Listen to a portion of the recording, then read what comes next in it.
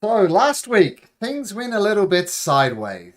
Um, the massive Charlton dragon that the sorry, I'm going to change this one thing here.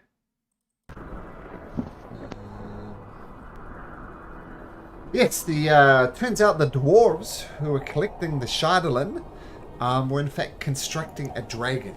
And just as you're in Price, the Sunblight Fortress, the tops of the fortress opened up, and this massive dragon just punched through.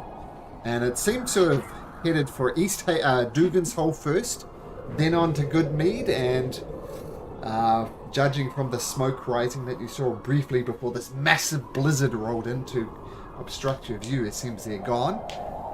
Fiercely fought battle at East Haven before the dragon headed off across Loch Dinnershire, presumably to Caer Dineval, then Caer Conig. Maybe the Neverlost Keep? Maybe? Don't know. And then you're assuming that it's going to start attacking the west side of the thing. Lonelywood, Tourmaline, Bremen, Targos. And you've decided to make a stand at Bryn Shander. This blizzard is getting worse by the moment. The visibility is low. You've alerted Speaker Duvesay Shane that dragons are coming. So, the Knuckleheads who are never lost, how would you like to prepare the defense of Bryn Shander? How much ballista do they have? They have two. Two. Yeah, are they working or need to repair? They're not working, but you have plenty of time to repair them. That shouldn't be too much of a problem. Rory's going to get right on that. Okay. Yeah, my opinion would be like to fix those and have our best archers there. Well, I think ballistas operate separately from like archers. Like Claw's very skilled at using a bow, but that skill doesn't necessarily equate to pulling anything with a string. Because I think the chance to hit is higher with a bow than it is with a ballista. I think the last time they used dexterity to in order to hit, so I'm not sure. But yeah, maybe we can put some guards there. Flora's assessment is right. It's a bit of a battering ram of a bow and arrow, as it's were, and there's not much subtlety to it. Point in the vague direction and pull. So, Claw would be right. He could definitely hit better with his bow than he could be with a ballista. I assume that there's town guard that'll be manning those, correct? Now that they actually have or warning. Yeah, exactly. Yeah. Well, put it this way. There are 250 soldiers and 20 captain of the guards. So, yeah. Oh, wow. Yeah, that's a lot. Alright, so we're definitely gonna have them run the ballista, and I'll just go and fix it up, and then they can actually run it. Because I wasn't having very good luck with it anyway. I hit it once. I think the assumption or hope is that if it's coming around from the north or north side, then Claw. Actually, I'm pretty sure Claw skipped the whole talking with Tibessa because he was out trying to find a suitable high point, almost like a sniper's roost or a watchtower or something like that, where he would have better advantage to try and shoot the dragon. Because he hated the fact that by the time he got there, got a couple shots off and left, and he was on the ground and it was flying and he couldn't see over buildings. So, if there's anywhere that's high up, that's sort of where he wants to be, while systematically keeping his eye out for any Durgar. Since if they were already in East Haven when the dragon attacked last night, they might be here too. He's not 100% sure. So okay, we'll get to the Durgar in a second, but in terms of high point in the city, the highest point in the city are along the walls. All these walls are the highest point in the city. I guess it's probably going to be somewhere near the North Look. Oh, I got your token over here, so just put it wherever you like.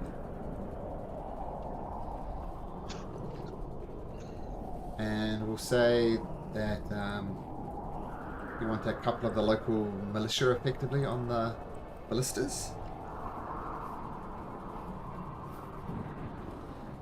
I think so. I think that's what Jory was saying. Grimmack will ask the Vessa, because last time when we were at East Haven, correct me if I'm wrong, but there were Durigard that seemed to be pillaging and attacking the town as well, correct? They were. So Grimmack is going to ask the Vessa if he can spare a couple of guards, because also not being attacked, to go through any abandoned buildings, go through any parts of town that could be sheltered for Durigard, to see if there are any inside the walls already. And once the dragon attacks, maybe sewers, exits or entrances. I don't know, because I Yeah. think they came underground. So I don't know. that's a good call. Check the sewage, check any underground or hidden or abandoned city. Just spread the word. Look out for intruders, because they might be already inside the walls. Speaker Shane says, I think that is an excellent idea. I mean, I have 250 soldiers, they're not as good as our primary fighters.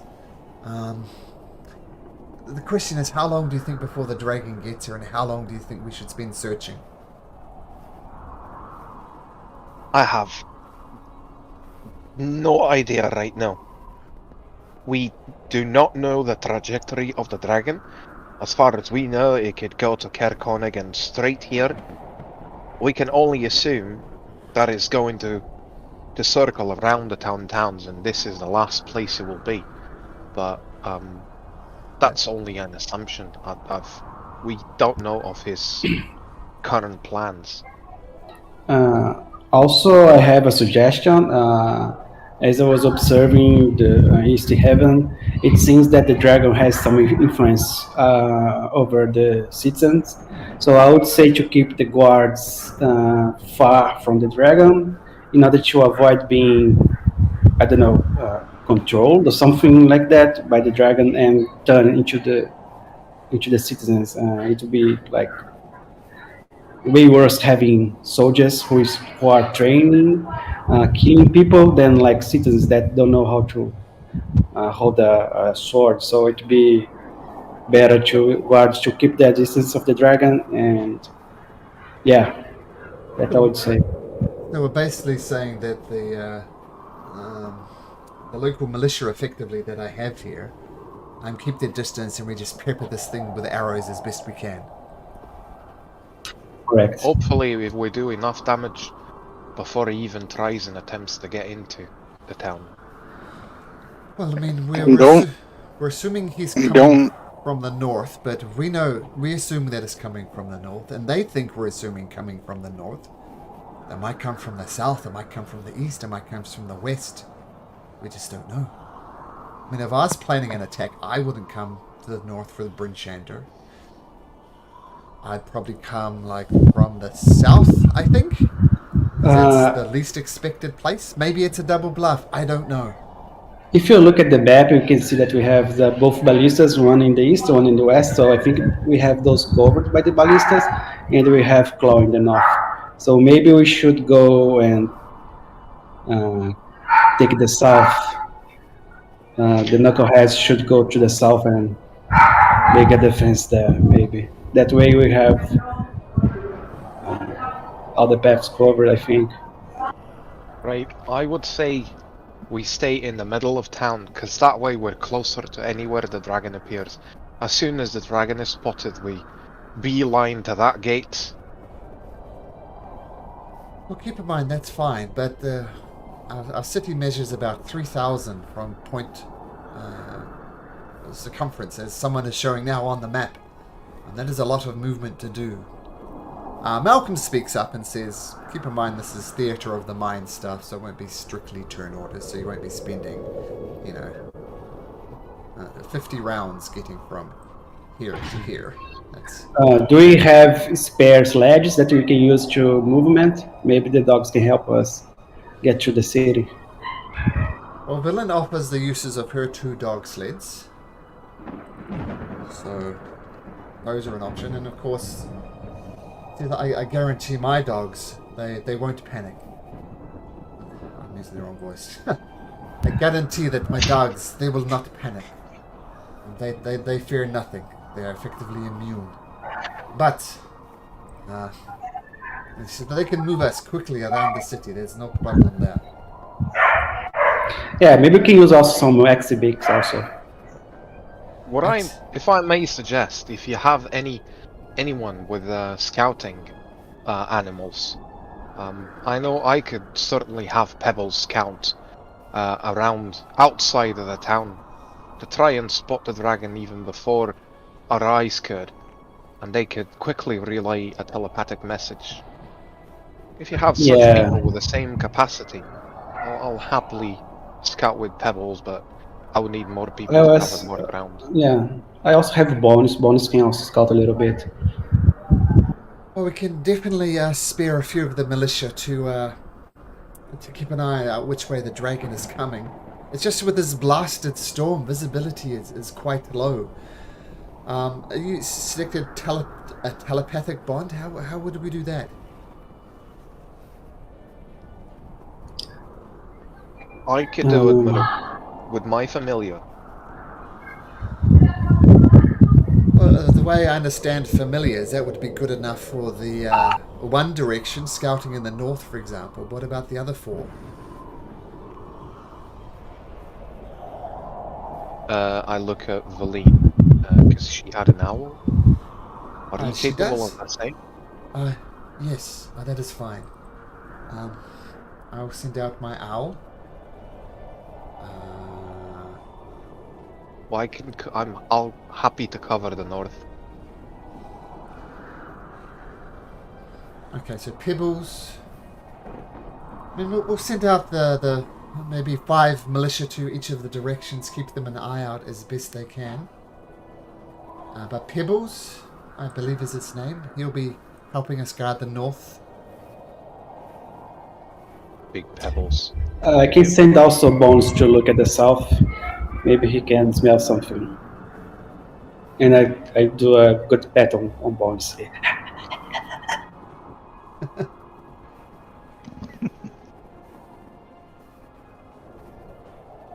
Okay, Our best bet is to know where he's coming from, strike hard before he reaches the city. okay, so the familiars are good.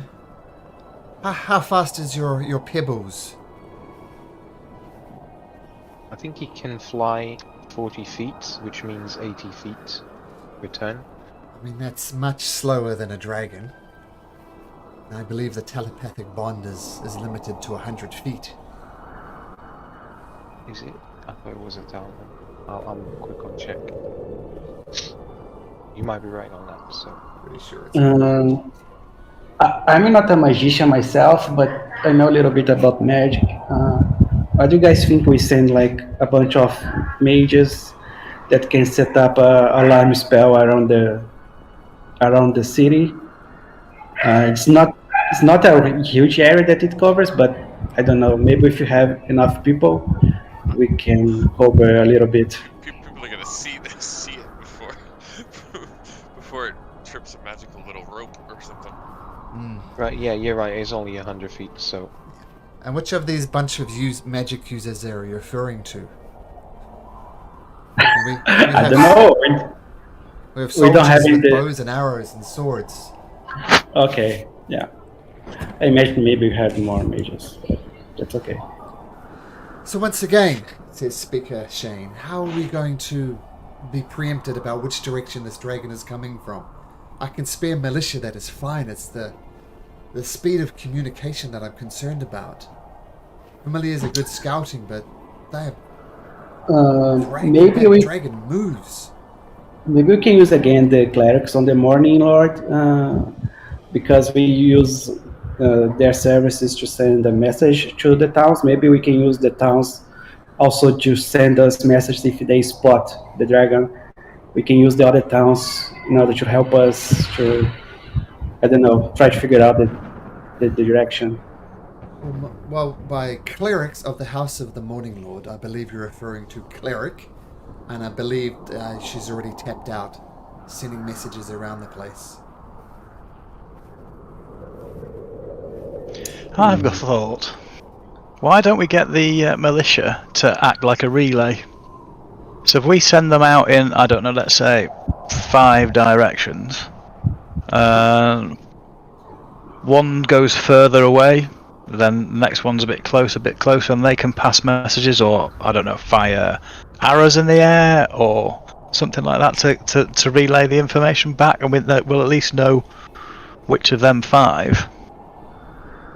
I think that is a more interesting idea. I can definitely spare the militia, and we're actually playing the most dangerous game of whispers imaginable. But that could work in theory. I mean, I have 250 at my disposal. I'm going to keep my strongest 20 soldiers here in defense of the city. What are we thinking? How many are we sending out as scouts to play a dangerous game of telephone? Whatever a telephone is.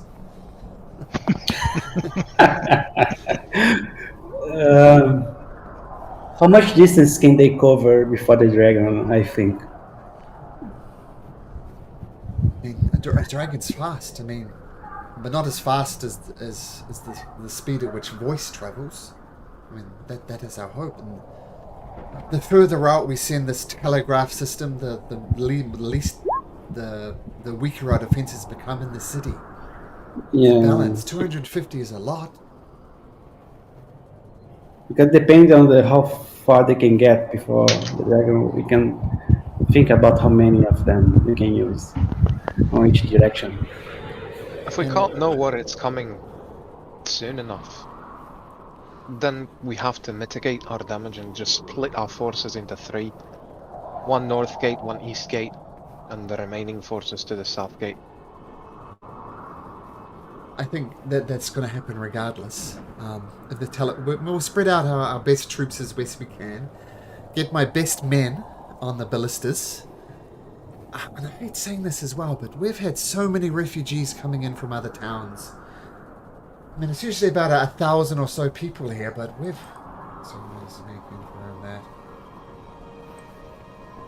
I mean, we usually have a good 1,200 people here, but with the refugees, we've swollen up to 2,000.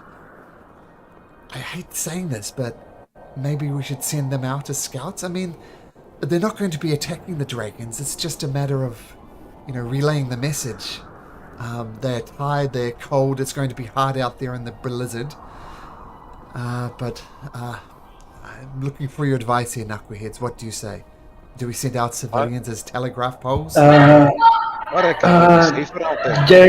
is another option, but I don't know you guys will trust in me. But we can use the Zetarin network and see if we can get information from our agents scattered throughout the 10 towns.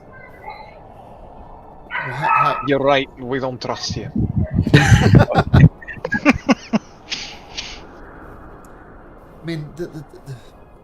I don't care what your political allegiance is, this event or anything. Even members of the Arcane Brotherhood are welcomed. Everybody make me an insight check, please.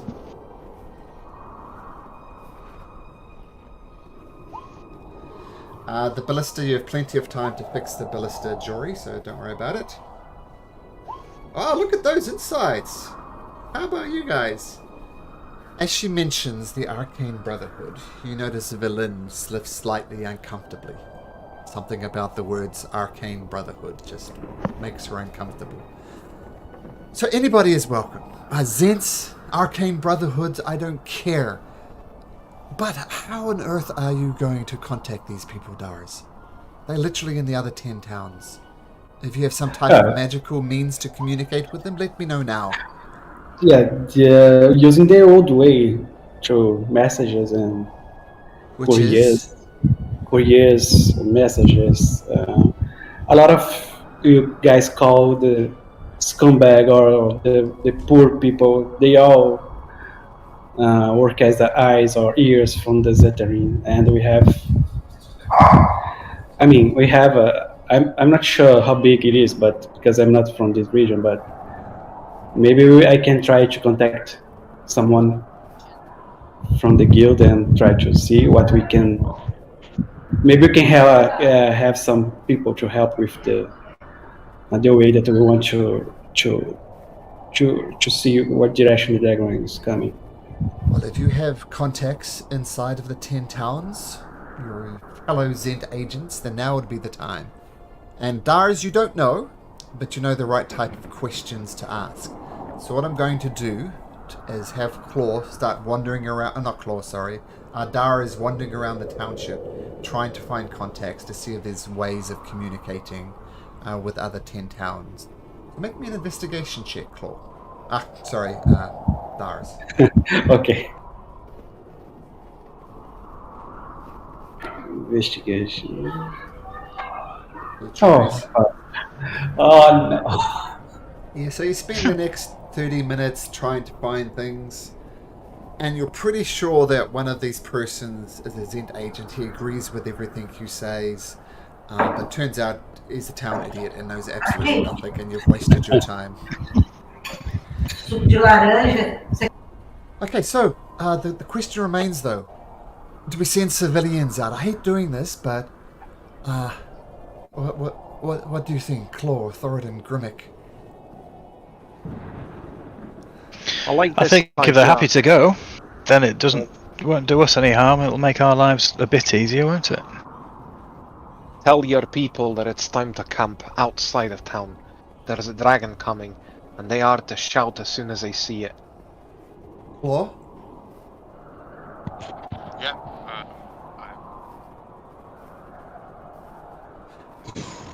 I mean, we're gonna be acceptable losses either way, I think. So, I'm okay to bow more towards Thoradin's thing, especially. I'm not much for the social dynamic. Well, Or with the Grimmick that was talking. Maybe. I get their voices confused sometimes. you're not the only one. So what? Okay, I know there's a good 100 or so gathered in the Northlook Inn. Just closed my roll 20. That is not smart. Let me just boot that up again. Click the wrong place. Okay, so maybe there's so many gathered inside of the Northlook Tavern. Then maybe Claw, Grimmick, and Thoradin, you can head over there. I'll say Tooth goes along as well, and see what you can say. So you get here. I'll continue getting the truce, getting everybody organised. Rally the villagers as best you can, and let's say we'll meet back here in half an hour. Okay. And the three of you go over to the Northlook Tavern? Yeah. Okay, the Northlook Tavern is absolutely packed. People are in there, the crowds are there, everybody's huddling together. Someone starts playing a jaunty tune and they're immediately shut down. This is not time for the jaunty tune. The local staff there are doing their best to calm people down. But things are a mess. They're handing out free food. Eventually, nobody's charging anything. They know these are dire times, and there's a big crowd there. Claw, Grimmick, Thoradin, what do you do?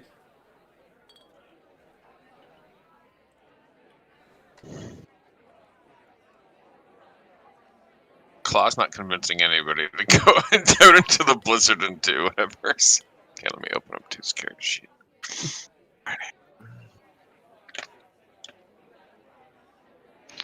I heard there's some convincing to do. Mm-hmm.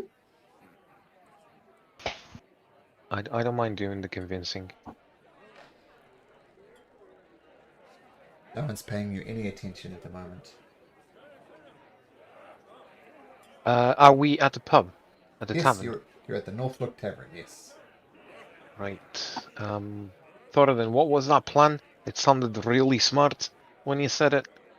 Of course it did. But we need to know how many people we need, don't we? So the idea is to send people out away from the gates. I don't know, 100 yards and another 100 yards and another 100 yards, and the keenest eyes need to be the furthest away, and the loudest shouters need to be closer. And if they see something, they shout up. Do you agree? I totally agree, but as soon as I say there's a dragon coming, I don't think they will listen to what I have to say. Can we tell them it's safer? Let's just say that there's a Duragar attack, and these are the Ves's safety measures. What will they know? Everyone safe. They'll need to know what they're shouting out, though, don't they? So they need to be looking for something. So they're not looking for a dragon. They might be looking in the wrong place. Let's not mention dragon. Let's just say Okay. there is a flying contraption built by Duragar that is going to attack the town. Nice. Nice. Right. And that's what I do. I step up on the table. Listen up, you sorry asses. Looking for some type of direction whatsoever, you immediately grab the attention of the room. People quieten down. We are envoys of the Vesa, and Bryn Shander is under peril.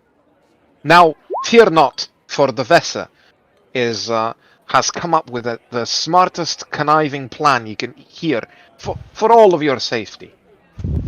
What we need you is to split. The people, the people of Bryn Shander have to leave the town, and ye are to camp outside tonight. Now your encampments have to be equidistant. You have to camp every 100 yards. We are being attacked by Duragar.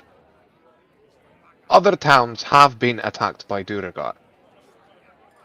Not only Duragar, you idiot, we've heard the rumors of the dragon. We know They're that only dragon's rumors. coming. And someone stands up. Look, I was just in East Haven. I saw the dragon attack. Stop talking nonsense. We know of the dragon. It's coming. And for that reason, you need to leave town, for it's coming here next. So you want us to we- pitch our tents outside with these perfectly good houses here? Are you crazy? Listen here, young man. You said you've been in East Haven, right? Aye. What good were your houses against the dragon? A lot better uses than bloody tents, I'll tell you that much. Right, but the dragon is coming for your house, is not going for your tent. We know that dragon is set to destroy the town. You're welcome to fall with it, but I reckon you'll stand more chances of surviving if you stand out. Even, perhaps, help saving the town, shouting if you spot it, for giving us and the militia the chance to fight back and protect your house that you so love it. So you're looking for sacrificial scouts, is that the thing? Weed out the weak? We'll be with you, fighting the dragon. Well, I'm welcome to change spot. You can go face the dragon while I stay in the tent outside the town. But that the guy quieten downs a little bit. And another person pipes up. So what exactly is it that you need us to do? Right. The Ves's plan is that we don't know where the dragon is going to strike. But if we do know somehow where the dragon is coming, we can focus all of our attacks on that side and perhaps fence or damage the dragon enough that it will think twice before attacking Bryn Shander and the 10 towners. Your task is to camp out there, and if you spot the dragon, shout so the nearest camp can shout it back, until eventually the message will reach the Bryn Shander and its defenders. And how far exactly do you want us to go out? As far as there's people to spread around. So you hear people mumbling between themselves. Some of them are making sense of your plan. Some of them are thinking, it's a dragon. We're just going to be churned up by the dragon as it's approached. So it's a split crowd. But you can make me a persuasion check. Doesn't really matter because it's +8 to any. Okay, plus your guidance. Am I guided? Yeah, Thoradin guided you. Let me just check that I don't have any shenanigans here. Persuasion. Uh-huh. Plus. Perfect. Okay, the guy who initially spoke to you first, shut up. These guys are idiots! We're best housed staying here in the town. None of us will be sacrificial lambs. And he turns around and the guy just absolutely clocks him on the side of the chin and he crumbles down to the table before. Okay, you heard these guys? I mean, these guys are the Neverlost Knuckleheads. Let's not forget that. They've done more good in the 10 towns than all of us put together. Some of them are not even from here. We need to do what they say, set up this outpost relay system as best we can. And a good 250 people gather up their belongings, gather up their furs as mostly they can. Some of them leave children behind, hug their children. The children start crying and wailing for the parents, but the parents and other people know what they need to do. They know what they need to do to perhaps, if Bryn Shander falls, 10 towns is kind of doomed, and they kind of know that. So they hug their children. The children cling on to legs, but other people who are staying hold them close. Most of the people stayed behind are either too young or too old to survive the blizzard, but a good 250 people. The person who clocked the guy who was arguing against this takes over and starts putting people into groups and starts scattering them out around the 10 towns. So you have, thanks to a 22 on persuasion, really good messaging system. They're a good 1,000 feet away. So unless the dragon is particularly clever and goes between the kind of the threads leading out of Bryn Shander, then your early warning system is in place. And a lot of people leaving are shrugging and saying, well, I will do this, if nothing else, then for the Neverlost Knuckleheads. I don't know if I'll come back. It might be the dragon. It might be the cold. But we'll go. And they also go to Black Iron Blades. And the brother and sister dwarves there are doing very undwarf-like things and handing out as much cold weather clothing and supplies as they can. And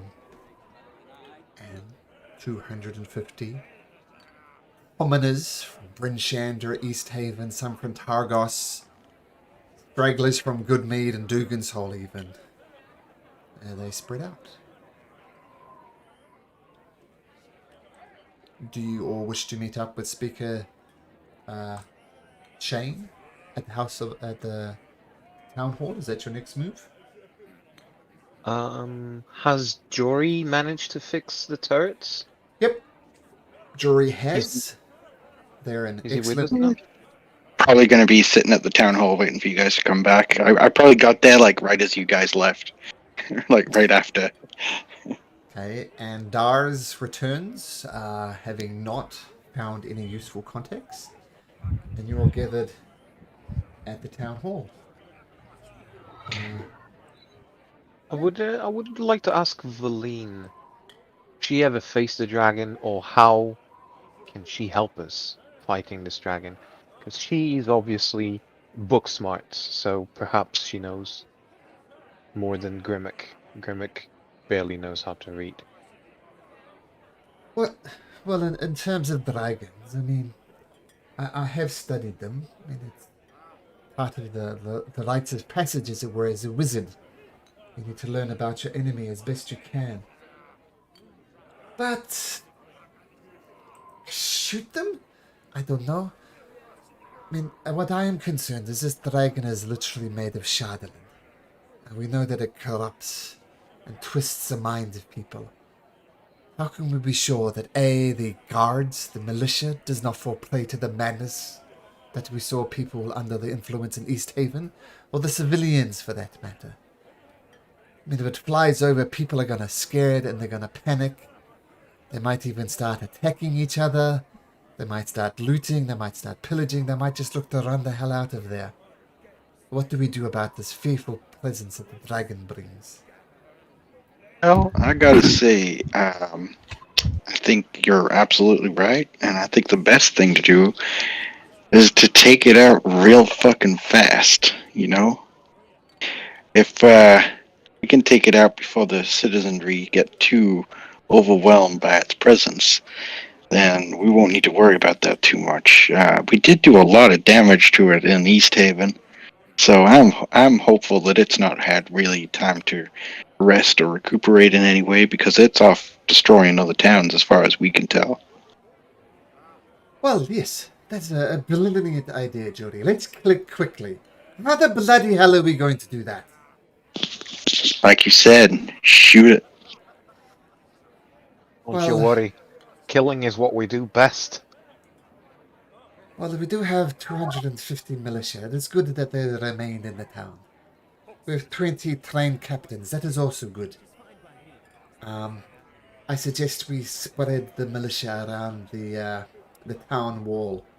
I mean, the town wall is keeping Burrenshanda safe for, I assume, years. It is without doubt the safest place in all of the 10 towns. We gotta have some of those militia going through the town in patrols too. Make sure no Durgar are coming up through the sewers and wreaking havoc inside the city. Okay, I'm going to say that Speaker Shane has sent the majority of the militia now, figuring she's got time to root out Durgar. We'll assume they come back and they root out the Durgar. I think we have plenty of time before the dragon gets here. We did drive it off quickly in East Haven. Let me just drag you to the map. But other places, I mean, the dragon has no problem to take its time. I mean, it can hover over Caer for as long as it's like. I assume people will fire arrows, but maybe one or two will hit, not many. Here, Konig with that drunken idiot in charge, they're not going to put up a defense. The dragon can take its time. Fly above and breathe its breath weapon. Lonely Woods, speaking Nimsy, no defenses there. They're already running here. Termalan Targos defenses, Bremen, I don't know. So it seems that we have plenty of time.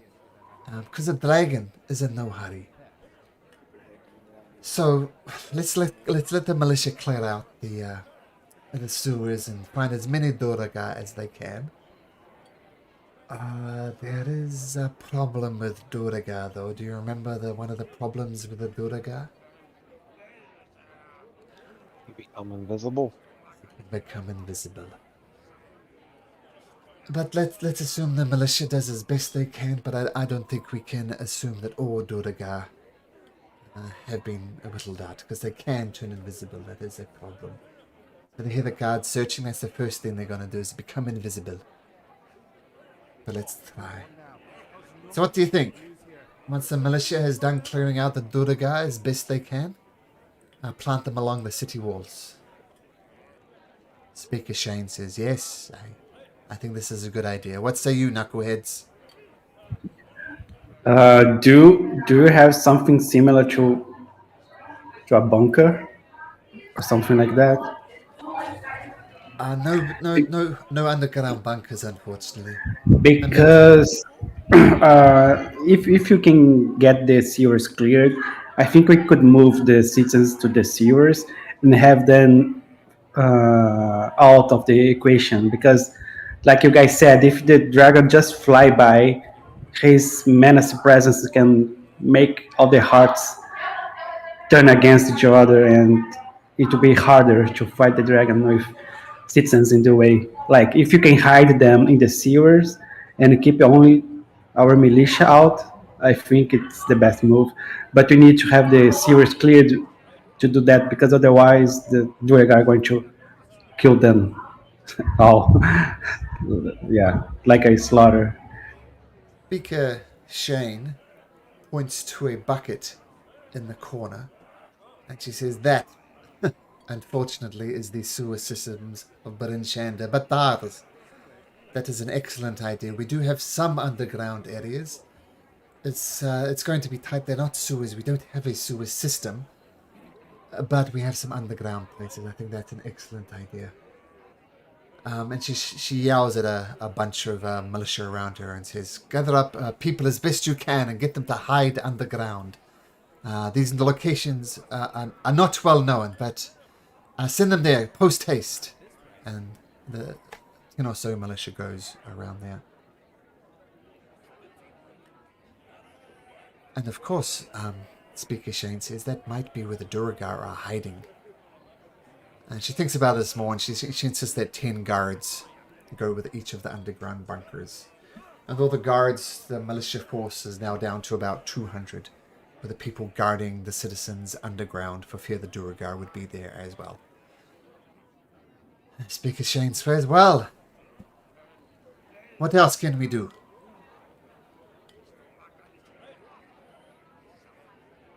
We have only 2 sledges to use. Yes, yes.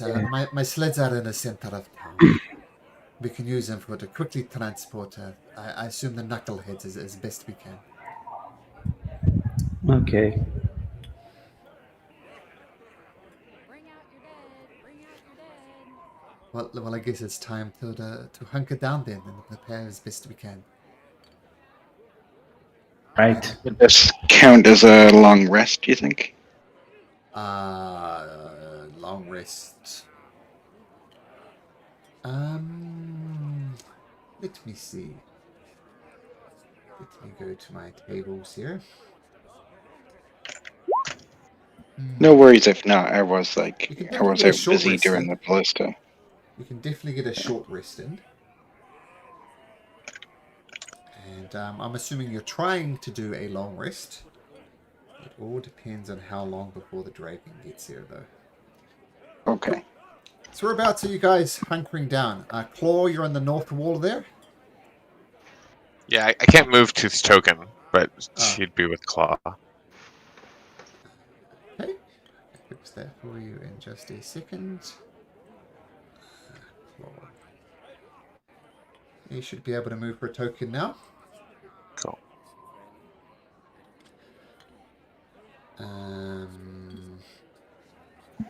You leave the relative confines of the taverns, of the town hall, and you're all hunkering down in the middle.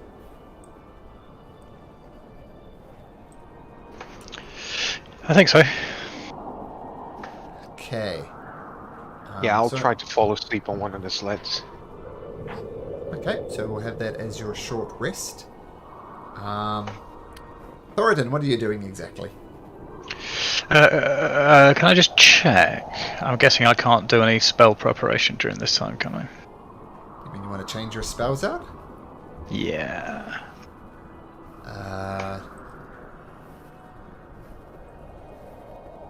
I'm hoping to do the same thing with some of my infused items as well, but only if we get a long rest in. Yeah, no, of course, yeah, it's a long rest, isn't it, to be able to do it?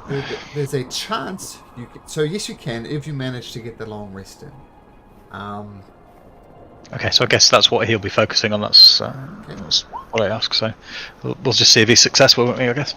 Okay, so what we're going to do then is There are some random factors at play here. How long do the previous 10 towns put up a fight for?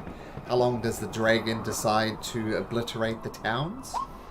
So I'm saying the chances of you getting a long rest is 1 in 4. So I'm going to... Oh, I was going to make Booth do it, but she's not there. Grimmick, roll me a d4, and you want to roll a 1. Roll me a d4, and you want to roll a 1. No long rest coming. Okay, I can roll again. You could. Not sure it'll help, but you could. Oh. Sorry, guys. Okay, so so no long rest, unfortunately, Thoradin. So back to my original question: what's Thoradin doing? Is he out in the center square there, or? I just ask really quick. Did we get one between East Haven fight and now? I forget. No, okay. Because you're on a sled and you need to do restful activities to get a short rest in, and holding on for dear life to a sled is not one of those things.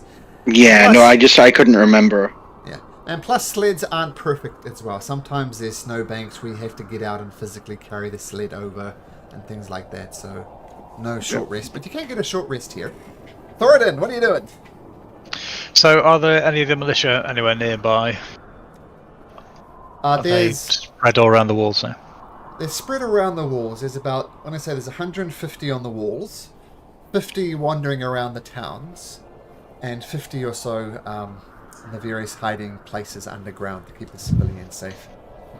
Okay, so Thoradin is just going to revert back to his old military ways, and any that come past, he'll inspect them, make sure they look like they're ready. You know, maybe a couple of slightly less than kind words, but his version of them, that sort of stuff. Make me an intimidation check. Oh, okay. Okay, you shout at some of them look lost, but you give them direction, you give them encouragement, and they feel good. Other than that, you're hanging out here at the centre of town? Yes. Okay, Jory, what are you doing? Having fixed the sleds, the blisters already? Yep, so once he's done that, and once they've had that conversation, he's going to go to the 2 gates, and he's going to purchase from whoever he can find in town. He's going to purchase as much, warm blankets and, just warm stuff to keep people warm as he can find, and he's going to take it to the gates and give it to the people who are heading out into the cold. Okay, very good. Even in times of disaster, people want to make some money. So I'm going to say if you take off 10 gold, you can absolutely do that. And a bunch of 50 blankets is all you can muster, and you spread them out. And it's going to help some people. But it's bitterly cold out there, even for the times of this endless winter. This is an especially bad day. But you send them out, hoping that it'll save some lives. Okay, then when you turn back to the centre of town?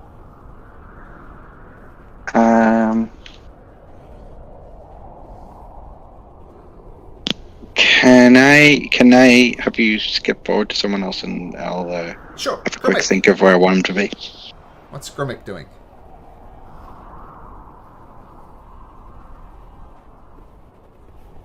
Grimmick? Sorry, what was that? Yeah, what's Grimmick doing? Oh, I thought. Yeah, I'm just chilling on the sleigh waiting for this dragon. So then Yes, we can. thank you. I'll move my token. Okay. I put concentration icon on because I think I'm still concentrating on Hex. I can concentrate on it for 8 hours now. Okay, sure. Okay. Dars. I think Dara's gonna to stay here in the middle. I'm helping guarding the speaker. Okay. Yeah, and also close to the sledges. Okay. Cool. And I assume Tooth and Claw are just looking around as best they can, perched up there on the wall. Yep. Now, as I said, this is the worst weather you've ever seen. It's bad. I'm going to have you all roll a Constitution saving throw to avoid the effects of exhaustion. everybody Constitution saving throw, please.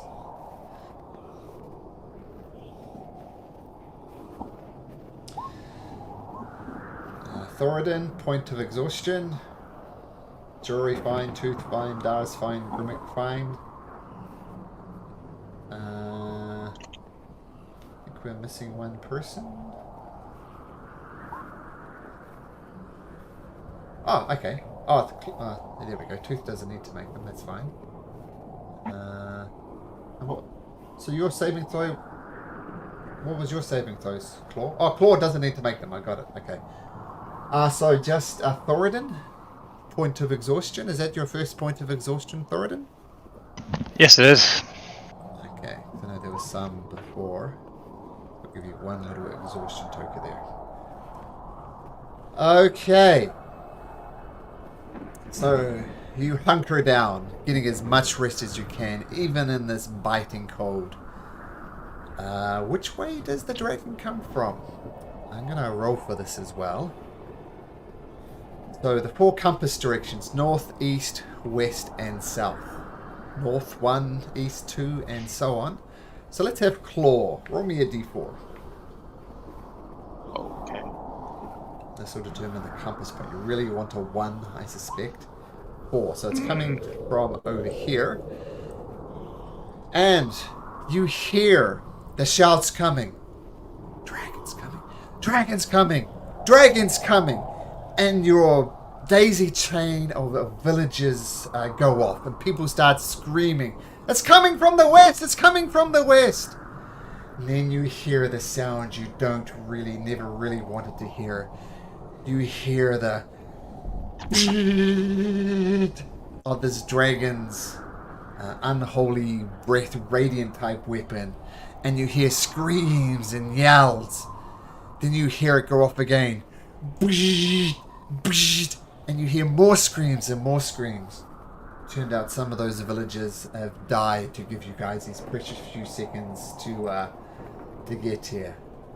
So, you've got a little bit of preparation time. What would you like to do? Where? Then Guess it's we're coming running from closer to the west. Coming from the west. I guess Tooth and Claw will pick their way that way. Okay, feel free to dash over there. You've got enough time to scoot along the walls.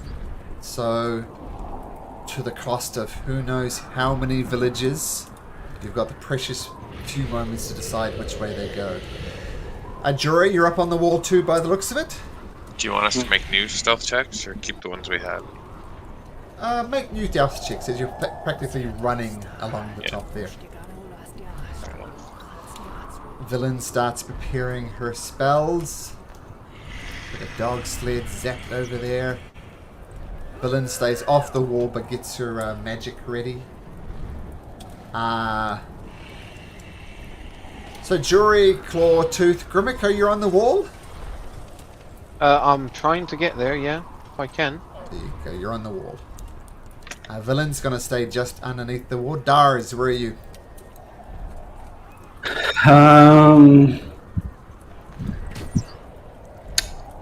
Yeah, I think I'm gonna stay on the ground. I don't have much like range attack, so yeah, gonna stay on the ground. Okay. Bump. Just to keep things organized. These guys.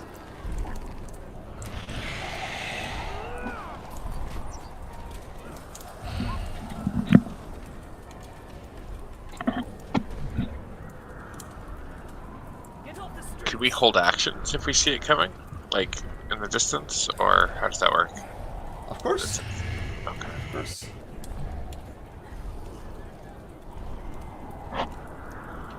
Okay. Claw will probably start shooting as soon as it crosses the 300-foot range. I think Tooth will cast Call Lightning when it crosses the 120-foot range. Otherwise, that's them. Okay. Jury still needs some initiative. Grimmick, Oh, I need sorry. some initiative. Which Claw? Villain, I need some initiative. There's Tooth. There's Tooth. Oh my god. My initiative sucks so bad every time. Mine wasn't great either. Oh, you know what? I didn't even send it to the turn tracker. Should I That's how click it low it again, or do you I was want gonna to? say it's that embarrassing. You didn't want it posted. We'll just do your initial one. I'll add a turn. What was your roll? 6. Sorry, we didn't quite hear that. What did you say? It's a 6. I'm just feeling happy because for once I'm nowhere near the bottom. Dude, I'm always at the bottom every time. Jory rolls the worst initiative. Like every time, I'm like in the low single digits, like 1 to 3. See, I think it's What purposeful bones because here? he gets the last action, doesn't he? So he does something spectacular. Good boy Bones is here to make you feel better. Okay, so Tooth getting her core lightning ready. Claw with his bow cocked and ready to go. What's Grimmick doing up there? Is he getting an action ready? As soon as he gets into range, I will let go of my feasts and pummel him. Okay. Jury, you're up there as well? I am up on the wall. But am I within 30 feet of anyone? I'm probably not, right? You can be if you want to.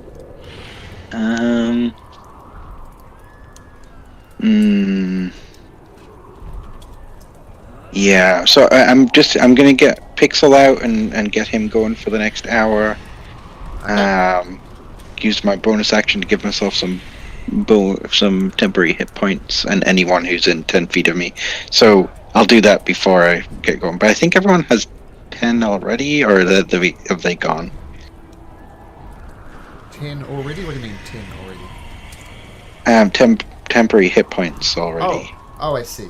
Okay, yeah. From that blessing, do they have that already? Yeah, I think it's at the start of every day, isn't it? I think that happened last game. Yeah, it would be a long rest to get the blessings of the 10 temporary hit points again. So if you've burnt them, then Okay, so while we're on the sled dashing over, I'm gonna give everyone. I got it wrong last time. It's actually 1d8 plus 4, so I'm gonna roll that. Okay. Oh, 11 points of temporary hit points for everyone. Who's on including the sled. Dylan.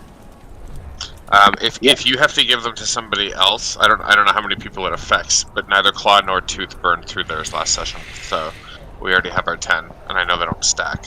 So. Well, 11's one more. Oh no, it looks like Tooth only had 1 left, so that's fine. So that's cool. Yeah, so Alright. it's each creature of your choice within 10 feet of the nice. turret. So it can be everyone as long as everyone crammed up really tight on the sled. Okay. Yeah, So, you're getting over there. That's fine. great. Okay. And I'm just gonna hold a firebolt. So, I need to ask, is this your exact positions? I mean, if Tooth is technically 200 odd feet away from Claw.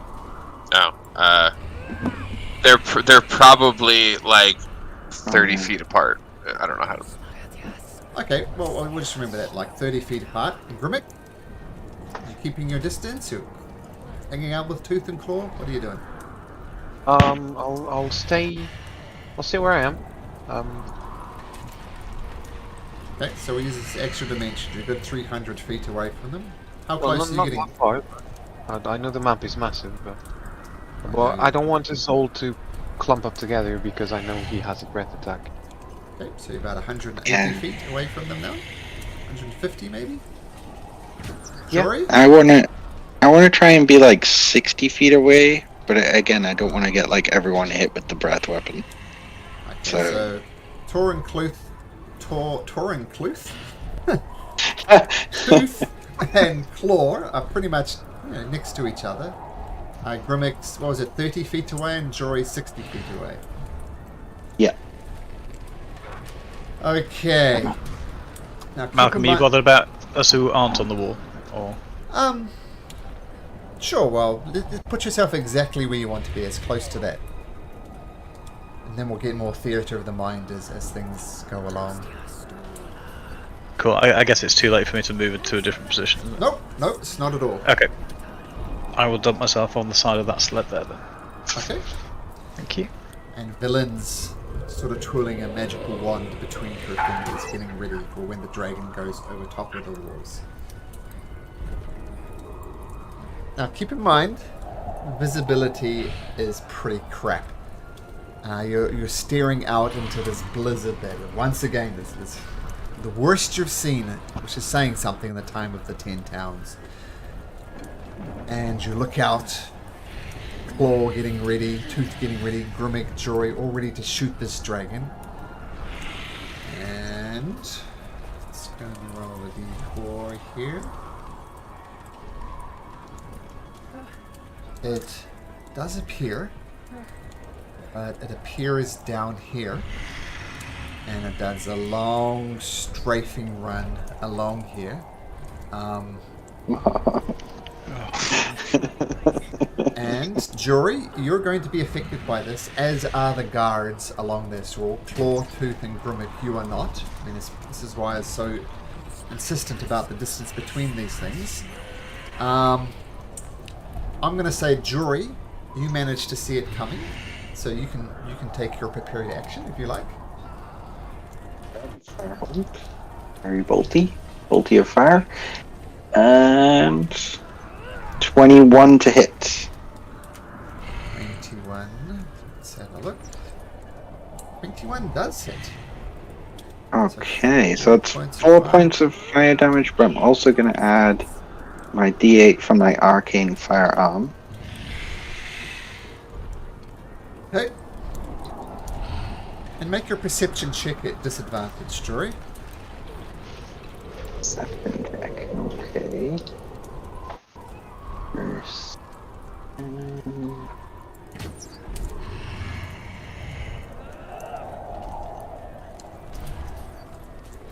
12. Thank you. That's not what you're saying. Now, before we get to the dragon's attack, this strafing run, there's a chance. Grimmick, you don't see it. Claw and Tooth, you have a chance of seeing it. So I want Claw and Tooth to make me perception checks at disadvantage. Claw, you do see it. Well done. Tooth does not. So Claw, you may have your prepared action, and then we're just going to go into turn order. Oh, okay. Okay, so I do see it, which means I presume if it's a held action, it's before combat starts, so I guess it's just a singular attack. So I'll just that way. So at disadvantage because of the wind. Okay, would it be at advantage because of my 32 stealth, and then just cancel it out? Yes, straight shot. 19. 19 misses. Goes away. Hey, now let's get to the strafing attack. It is a dexterity saving throw, please, Mr. Jory. I'd rather not. Everything dexterity based has been fantastic for Jordan. Ballistas, initiatives. Oh, Yay! oh, I didn't die immediately. Well. Well, actually, maybe, hopefully didn't. All I hear in the background is challenge accepted. Yes, seriously. I know, I spoke too soon. 20 makes it. You may take half of that outrageous damage. I'm pretty sure you added a few dice there, Malcolm. Pretty sure. I can add some more if you like. Take the middle one. Take the middle one. 26 points of damage, unless you got anything radiant to do. No. Can I? No, I can't shield that. No. Never mind. Only for melee attack. So, dragon comes along and just unloads it. The town militia along with it have no chance of surviving 26 points of damage. So they see a good 20 of them just scream, and there's this weird fire, and they just collapse. Some of them fall to the ground. Some of them plummet off the table, off the wall, and some of them plummet down onto the houses below and crack down on these sickening, charred corpses. Land in front of Thoradin and Dars. Not a pretty sight. But now we're in combat order, especially Tooth. What would Tooth like to do?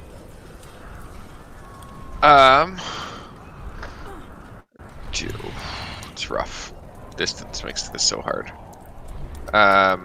It's out of range from like anything at the moment.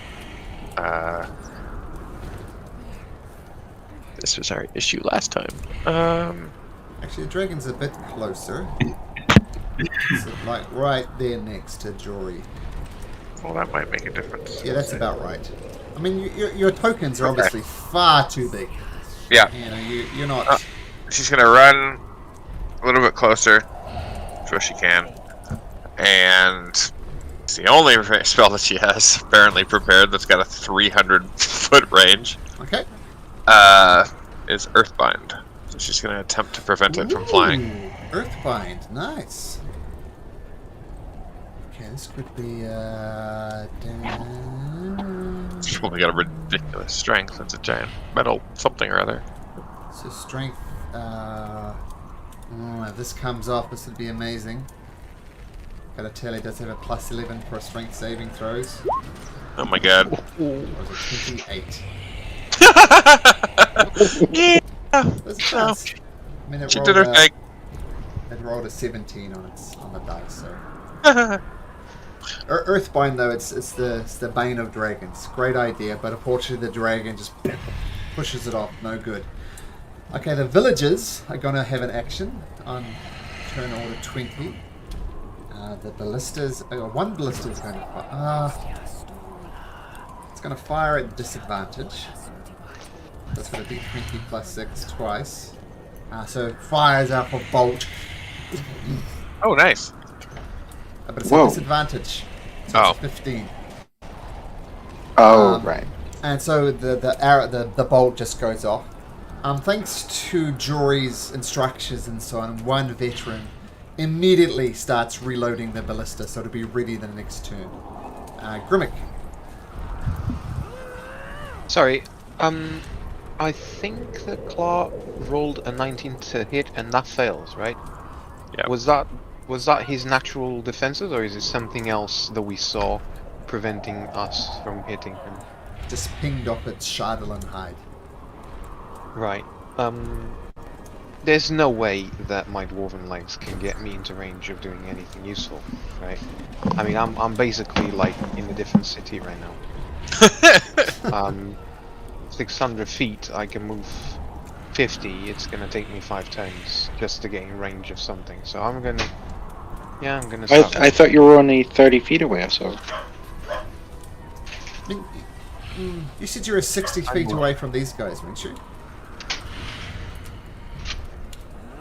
Yeah, but the map is so big that, yeah. I imagine Tooth right now is at the very edge of 300 feet from the dragon.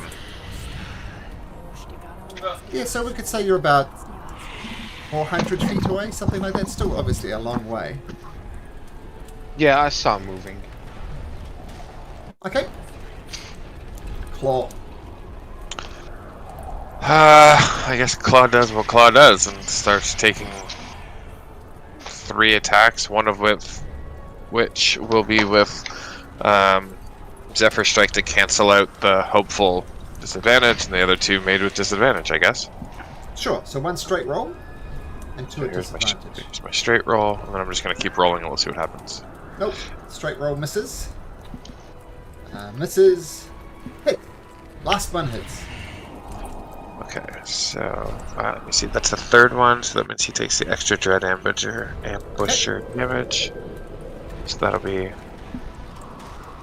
4 plus 12, so 16. 16. Or no, I won't get sneak attacks, so 15. Okay, have that hit point back, dragon. Okay, so Claw releases the arrows. 2 of them just whoosh, get caught by the wind. The other one gets it right at the base of its shuttle and neck, and it roars. And it turns its attention to you, Claw, because you hit it. And Claw, roll me a d6. D6. 5. Oh, thank you. Uh-oh. Oh, God. No! Oh, So remember all those rolls you did last week to avoid the effects of the Dragon Breath recharging? Yeah. No. Recharges on a That's fair. 5 or a 6. At least you can't How- blame how Tooth t- this time. How tall are the walls? 50 feet. actually, Claw is playing Tooth, so we could blame her. Yeah. Just sends her energy. You 7 Yeah, foot I- claw? I guess I can move 30 feet back, and that's about it. So Okay. it's within range. Actually, I cast Zephyr Strike, so I can actually move 70 feet back. Okay. We'll see what happens. The darts. Yeah, I'm not also in range. The dragon is up in the wall, or is he down like on the ground? He's hovering Wait, just above the walls.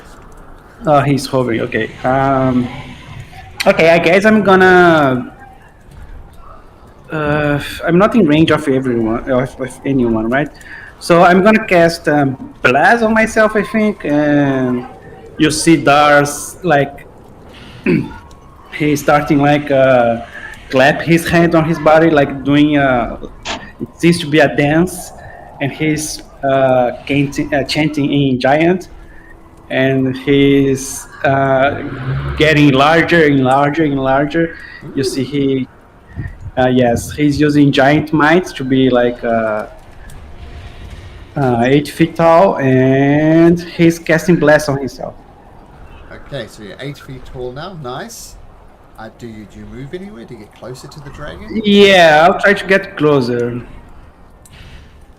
Okay. Okay, so you move a little bit closer. Valin gets a little bit closer as well, still out of range. Now, Claw, you moved 70 feet away, right? Yeah. Claw is where she was. I'm going to say because of that movement, you managed to get away. But firstly, Jory and Tooth need to make... Oh, God, my wife's going to be pissed if I kill her character while she's at work. So Jory and Tooth make me dexterity saving throws. Oh, boy. Where is it? Thanks. Oh, thank God. Yep, Tooth is good. Jory... Oh, there you go. Oh, At 25 each, and that in radiant damage. Jeez. Before I've even had a turn, I've taken my full amount of hit points worth of damage. I'm so glad I had those temporary Are you hit living points. on temporary hit points? Yeah. Okay, now... Dragon... Jory, since you've been beaten up, you can roll for the next round. Roll me a d6. You Oh, for the love of God. You don't want a 5 or a 6.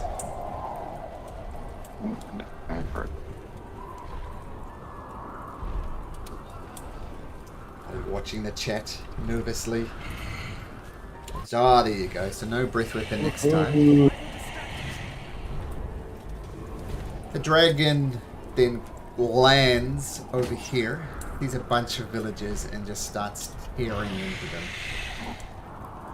Thoradin. Thorazon's going to move towards the dragon as quickly as possible, which isn't very quick, of course. So I guess that would be a dash for 50, won't it? Okay, I'm gonna take some creative licenses here, otherwise it's just a bit silly. So Thoradin, I'm gonna say with a dash action you get within 30 feet of the dragon. Okay, so the movements I'm gonna speed up a whole heap, because otherwise it's just nothing's gonna happen. Jory! So dragon's gonna move quicker, you guys are gonna move quicker. Jory. So I am severely hurt already, like on death's door. So I'm gonna tap Pixel on my shoulder and come on, boy, help me out of here, and cast little bonus action healing, or well, not healing, but like temporary hit points. Okay.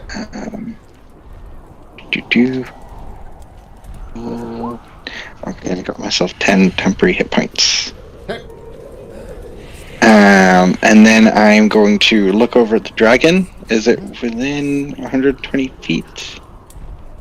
I'm going to say, well, let's start ignoring the dimensions on the map. I'm going to say you can move Cool. up and get, if you take your move action, you're not quite in range, but if you took the move action next time, you will be in range.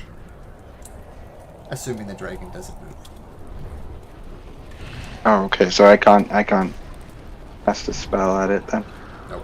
Next round you could, though. You can move closer. All right. Well, I'll do that Bones. then. Can Barnes get right into it? Or no? You can get right up to it, but it can't attack. Okay. I think that's fine. Tooth.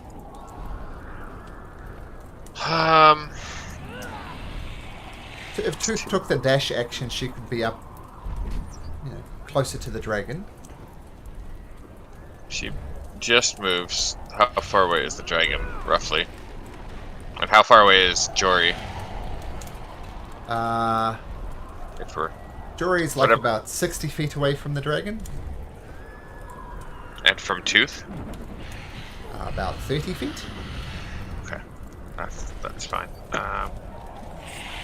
Can I just ask Malcolm, how far is the breath weapon? Like, how far does it go? Having seen it quite a few times. Make your perception check. See if you can remember. Took notes, or you're carrying through your life. I'm just like, I'm not sure how it got like more than 120 feet away from me after blasting me twice. Oh dear, that's fair. There we go. You can move up to it and you can take a shot. Oh no. It can fly as well. It can fly 90 feet per round. So that's 90 how it feet. works. Okay, so it was just okay. All right, that's fair. So Okay. Tooth. Jury's 30 feet away. The dragon's how far from Tooth? Just a second. Like 120? More than 120? I'm going to adjust this map completely. Just give me a second. Yep. This really just a sec. Take your time. It's all good.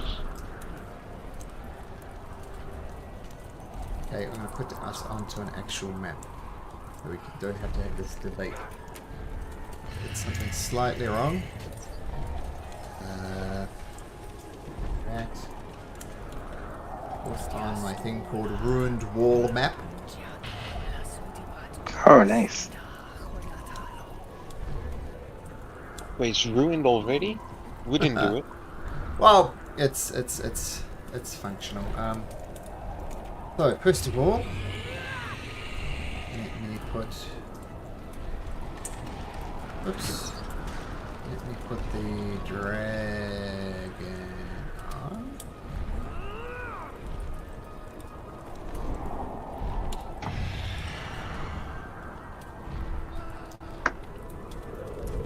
Okay, so let's drag you across to this map. A lot of you will see blackness in a moment, but I'll fix it in just a quick second. Oh no, you'll see the map? I see the blackness. Yeah. Oh, you see the blackness. Probably. How's that, Jory? Is that better? It's all black still. I'm all black as well. Did I turn dynamic?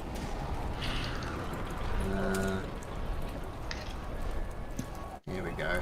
Oh, Go. there we go. Brilliant. Okay, so place yourself approximately where you see yourself, and I'll drag all the other PCs on there as well. Thoradin, Claw, and Tooth. So you should all be on there. Place yourselves approximately where you think you are, or were. Oh, Dylan as well. That's cool. Okay. Just getting let's too see. weird before, so we'll do it this way. Oh, that's great. I like that. Yeah, this is cool. Much better. Let's see. Oh, perfect. Okay. Where's Claw? Where's Claw? So I say, assuming that the breath weapon kind of smashed a hole through this area here. Sounds good. But that was my tower to climb down. I'm stuck here. Well, Jury, weren't you up here on the wall too? I was, but then I spent my movement action moving closer to the dragon. Explain so how you moved down the 50-foot wall then. I don't know. I just was moving closer to the dragon. Okay, well, this is why this map is going to be more useful. So, this was destroyed by the dragon's breath weapon, I'm going to say. So this complicates things from Grimmick, Claw, Tooth, and Jury. If you want to get closer to the dragon, you're going to have to find a way to get off the wall. Okay. Just jump, Jury. 5d6, you'll be fine. With my 7 hit points. Oh.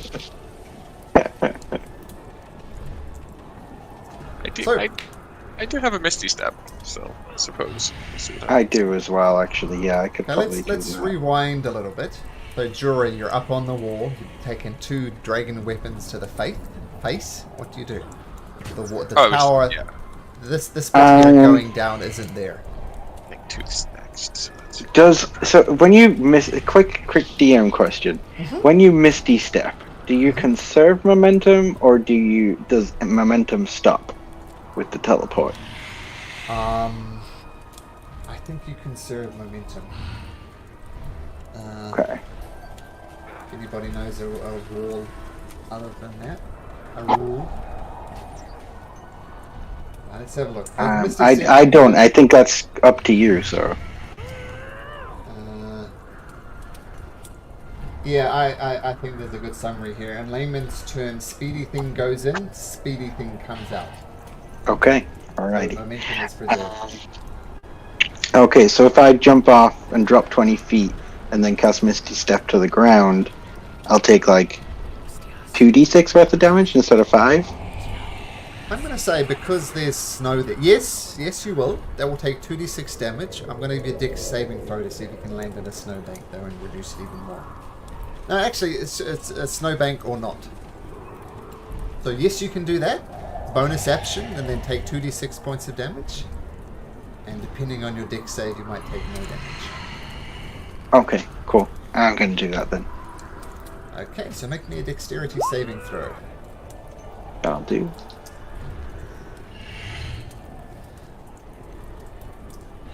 Say it's 15. Because dexterity always goes really well for me. Yep, there it is. So you're aiming for a snowbank, a gust of wind catches you. Oh, there you go. Hey! That's the nice. type of roll you want to do. So you land right here and take 2d6 points of damage. You're okay. Oh, wait. Oh, that's my bonus action. Uh-huh. So you still have... So I couldn't have given myself the temporary hit points. I'll get rid of those. Oh, wow. I'm really glad I didn't take much damage there. Okay, I have 5 hit points. Okay, so that's not bad. So you can... So that's your bonus action. I'm going to say you can take another 20 feet of movement and have your action. Okie dokie. 20 feet of movement. Get me to just shy of the entrance to the thing there. Right about here. Yep. Okay. And your action. And I'm going to cast Scorching Ray. Okay. Oh, wait, no, because I did Misty Step, so I can't do that. Firebolt it is. Yeah, it has to be a cantrip. Yep. Yeah, I forgot. Alrighty, and I get super advantage, right? Because... Just because you like me? allergies. No. The good news is that the firebolt does that. Alright, so Jory, runs up, pulls the pistol up, aims it, and fires away. Does 12 points of damage plus 1d8. Okay. So 14 points of damage total. Okay. Points of damage. Got it. Okay. Bones will have Bones running up and getting right in range of the dragon. Did Tooth get their turn? We sort of changed the map in the middle of Tooth's turn. She was going to do something.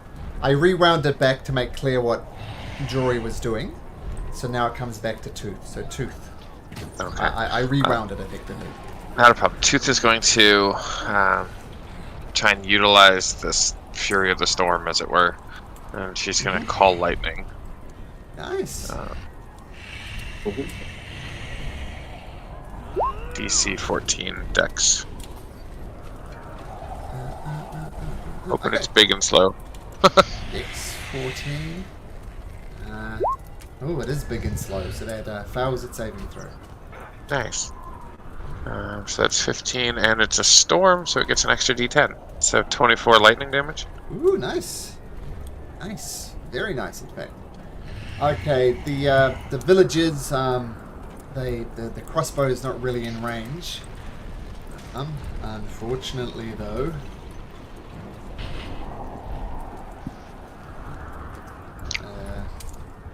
Duragar here. Coming out of some of these damaged buildings.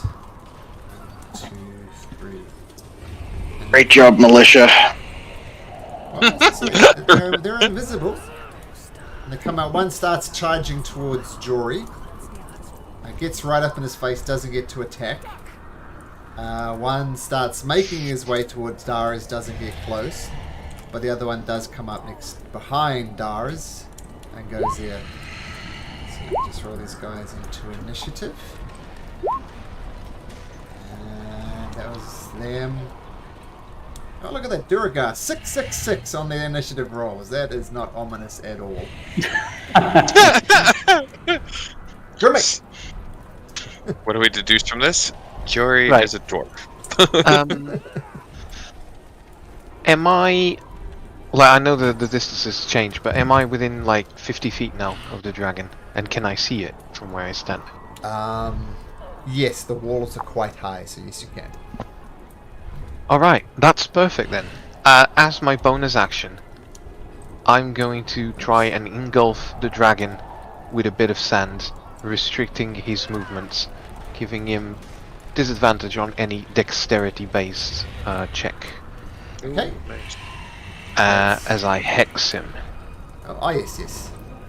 And after that, I clench my fist that turn to stone. Real rock hard stone, like diamond, and I throw them at this dragon. That's how pissed I am. I'm gonna go straight for the neck, try to break his neck. Okay. First one Misses. widely, but that's okay because I have got two hands.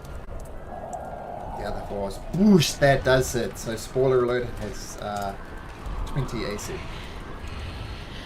That's Plus 9 points of damage, 3 12 necrotic. points of damage. So, Grimmick just starts unloading on the dragon. Let me just check one thing.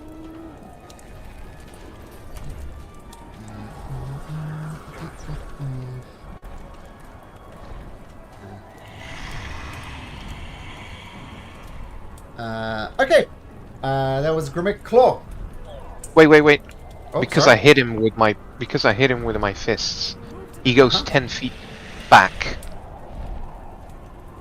There's Directly. no size restriction on that. No, there's no size restriction. He just Go goes back. right there and crashes into the side of the building. Nice. Oh, that was not the ruler. Oops.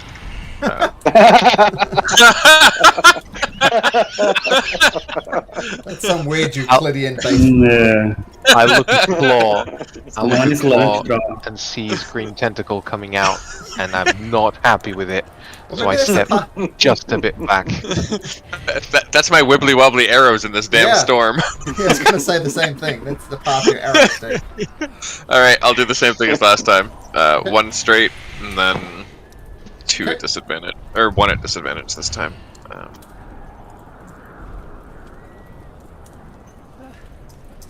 That hits. That gets that, and then it also gets D8. So, 17. Okay, next to a disadvantage. just one at disadvantage. I only get the third one on Oh, the yes. first round. You're right, you're right. Disadvantage. 18, yeah, misses. Take away that natural 20. Okay. And then I think that's everything he's got. Yep. Dars. Um, okay. I'm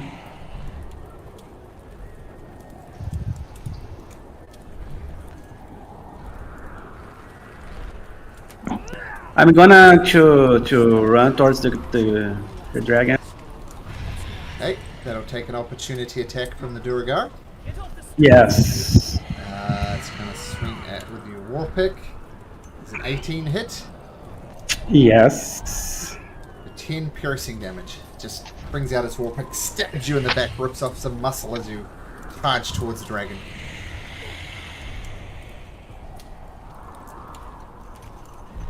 Ten damage, right?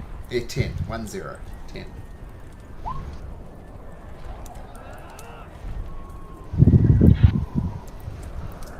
I'm gonna. Yeah, I'm gonna use Blooming Blade. Yes. That doesn't help me at all.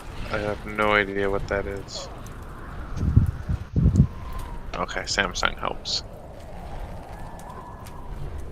I assume that wasn't relevant to us. Oh, sorry. Go Samsung though. Okay, Dara. So Booming Blade. Oh, that does it. Well done.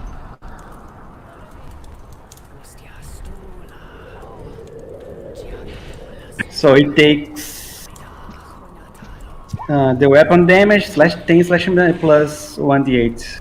Okay, from the Booming Blade, and if it moves, it's going to take damage.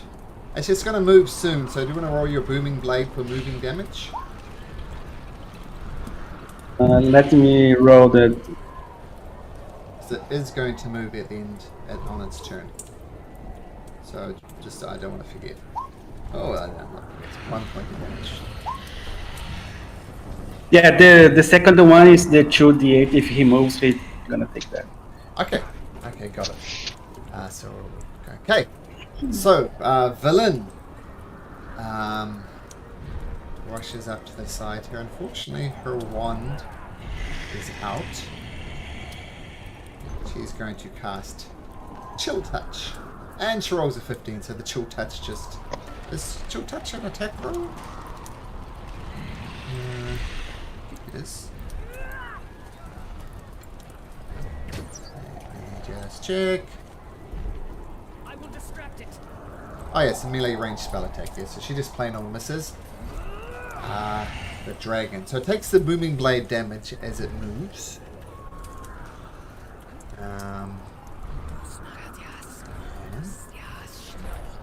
Charge the dragon. Where's my... This way.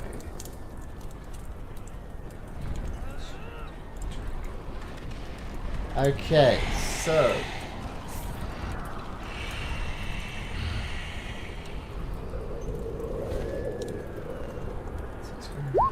multi-attack. Oh, before I forget, Villain and Dars, make me a wisdom saving throw. So I'll do it for Villain. Oh. Wisdom saving throw.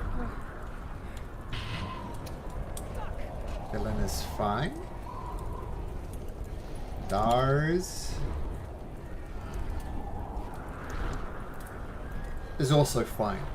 So you manage to resist its malevolent presence attack. So it's scary, but not so scary that you run away. But it does attempt to claw Dars. Let's roll a claw attack. So a dirty 20 for 14 points of slashing damage.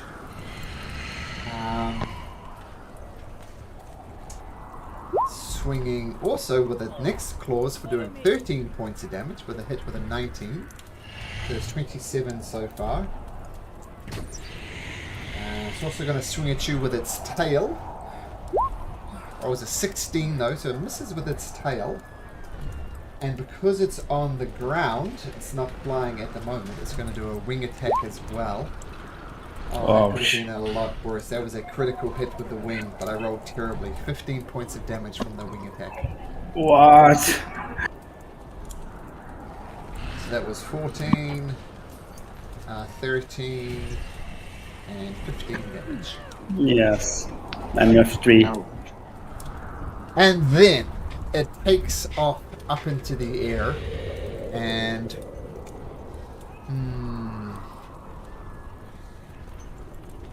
it goes 90 feet straight up.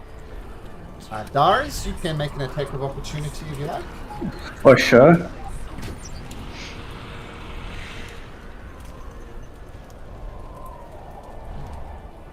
So the dragon takes off on its wing, you swing, but yeah, you just got the snot beat out of you. So what's your hit points now, Dars?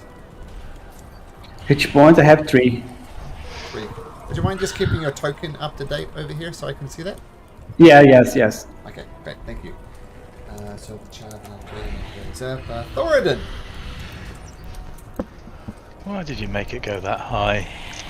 So I don't want it to die, it's my dragon. No, that's a fair answer. Thoradin's going to move forward, but first of all, as a bonus action, just check I'm in range. Sorry, bear with me, tick. Yeah, absolutely. Healing word aimed at Dars in that case. Okay. Look at me being all clericy. Thanks. 7. And then to revert back to type, he's going to charge straight into this guy. Hey. And that's a bit better. And attack him with his warhammer. Okay. So the warhammer comes out. The Duragar says, well, that hits. So as you clonk him across this, he says, the age of the Duragar is beginning. Clonk. You clonk him mid-sentence. And is that one-handed or two-handed? It's one-handed, sorry, yeah, I used my shield. So, well, that's good then. 10 points of damage. Oh, awesome. And that's my turn, thanks. Okay. Let's go through. Well, the Duragar doesn't like that, of course. So the one in front of you is going to attack with his war pick. That was a 9, so that misses. The one next to Jury swings with its war pick. And that misses with a 9. 2 9s in a row. And this one comes over here and looks at the severely injured Dars, trying to finish him off. The age of the Duragar is at hand! He smashes down, throws a 21 for 15 piercing damage. I'm gonna use my Cloud Rune and make him hit. That's kind of confused. I need to make it hit another creature, or can I make it? Can you bring up the ability? We'll, Yeah, just a moment. Sure.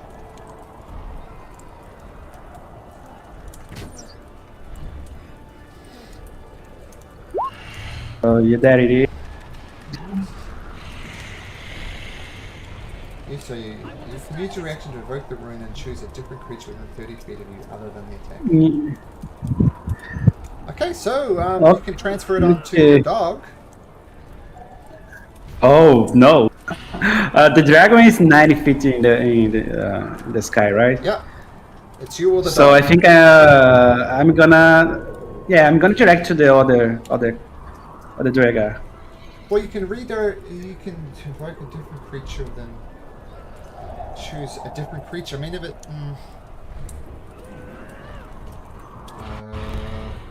The other creature is within 30 feet, right? The other For dragon. the attacks effects, regardless of the attack range, I don't know what's wrong with that. Sure. There's no save for this. Nope. Okay, so the Duragar comes up prepared to hit the killing blow, but some magical thing. He hits nothing, but then you hear a scream from the north, and this Duragar takes 15 points of damage, seemingly from nowhere. And blood is streaming down his beard, his right shoulder is buckled under the blow. Whoa, what the hell? What the hell? Nice, I like it. How often can you use your Cloud Rune? Once. Short or long rest, okay. Yes. Jury, that's all the Duragar. All right. Jory's gonna once again go for. Well, no, actually, no, he's not gonna do that.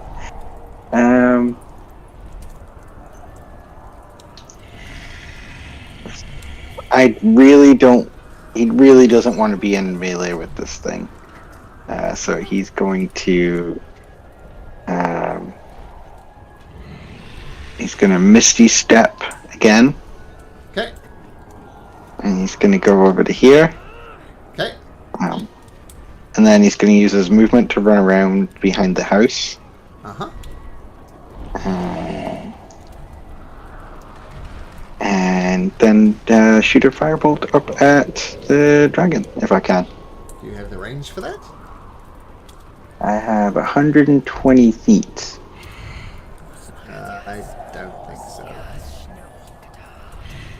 Oh, I'm like 10 feet away. 15 feet away.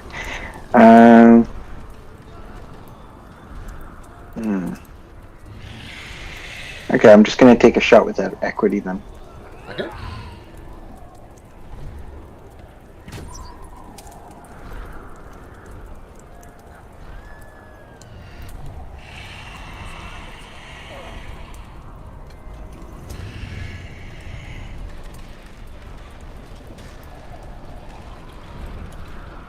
Okay, take your shot. There we go. There we go. At disadvantage. Let's roll again. Oh man.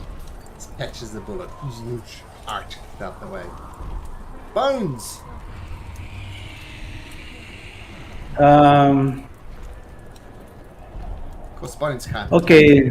Yeah, can give disadvantage. Yeah, Bonus. Yeah, Bonus going to give help action to Dars. Okay, against this guy. Yes, yes. So Bones starts nipping at his heels. He jumps up, grabs the beard with his teeth and starts pulling him down. That's the advantage you'll get. Tooth!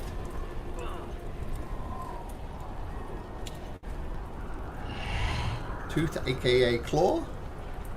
Yeah. Tooth is going to wild shape into a ice spider queen. I'll link it here. Where's this? Maybe there's no linking it. Maybe I can't link it because it's not officially my character sheet. Basically, it has a 30-foot climbing speed, 44 hit points, and AC of 14.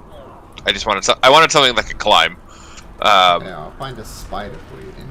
Yeah, and then is going to start picking its way 30 feet down the wall. Okay. And then, still maintaining concentration on the lightning, is going to blast this Durger.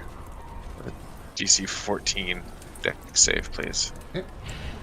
Let me get this. So you should have control of the spider thing. I know it's not technically right, but that'll That'll work. this position. And she needs. Oops.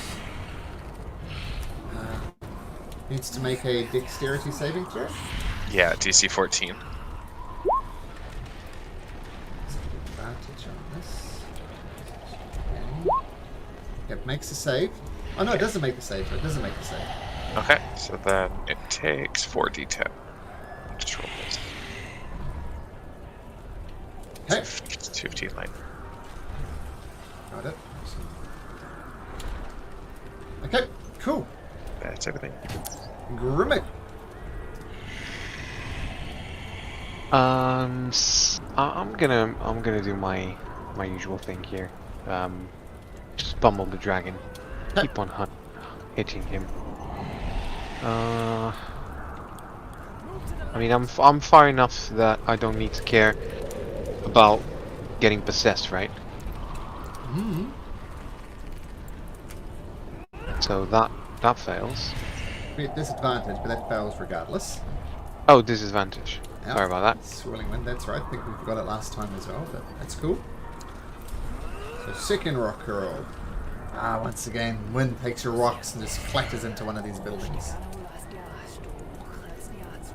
Oh well, that happened. Okay, so Grimmick, you see the rocks fly out and just get caught by the wind and pushed away. Claw, feeling perhaps safer on the wall than other people are. What do you do? I guess I'm going to do what I do and shoot the dragon. Again, Okay. same as before. Alrighty, here we go. Disadvantage. What about normal on the first one, I assume? Yeah. And disadvantage. Oh, it hits. Okay. For there's nobody within 5 feet of him, so don't worry about the one. So Okay. 18, Okay. and then disadvantage. At disadvantage. Misses. Okay. Okay. Dars, can you make me a wisdom saving throw, please? Again. Yeah, again. Okay. No, you're good. No. Oh. You don't need to make it. Woo. Okay. Oh, you're not, yeah. For lots of reasons you make it. Okay. So now it's my turn. Yep, dragon's 90 feet above you. Okay, I can't do anything. I'm just gonna shout to him and come down, come to die. And I'm gonna stab this mother Toega fucker. Okay, at advantage. Is it a help action from Bones? Yep.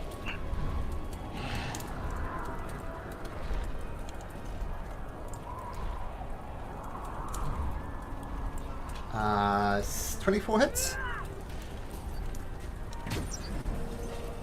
Okay. Now he's going to take my weapon damage plus on the 8. And I forgot the last time, but now I'm gonna add. I have 1d6 for my giant's might. When I make an attack once per turn, I can add 1d6. Okay.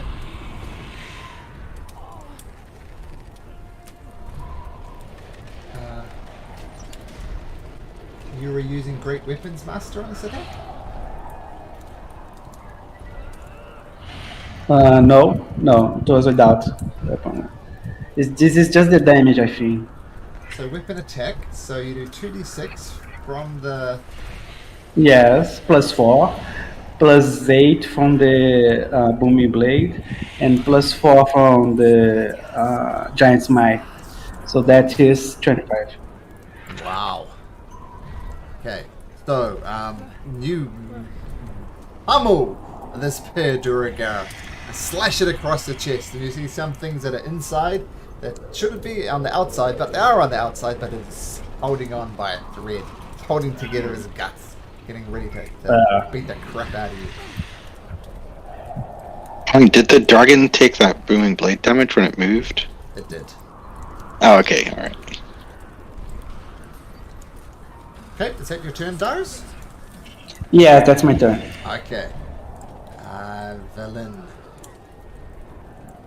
Villain will reach out and try and touch this Duragar.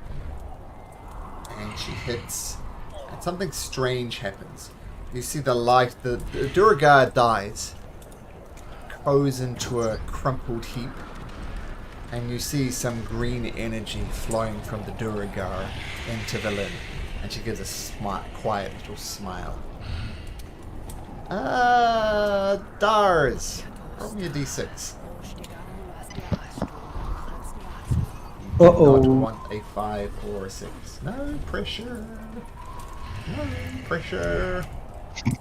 Okay. Everybody's looking at the chat expectantly. You don't want a 5 or a 6. Okay.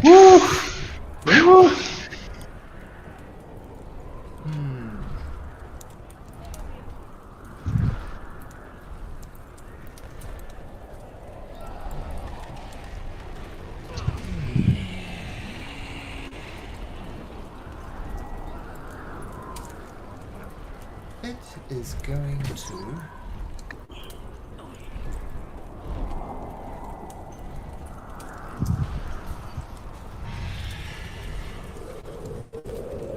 It is going to take the dash action and head in a westerly direction, 180 feet. So, and I'm also going to say that because of the blizzard, this thing 90 feet up and 180 feet away is outside of your visual range. You cannot see it; it disappears into the blizzard. Thoradin. Bugger. He's going to give chase as best as he can. Okay. I've got the feeling it might be a slight disadvantage. So take your 50 so- feet of movement.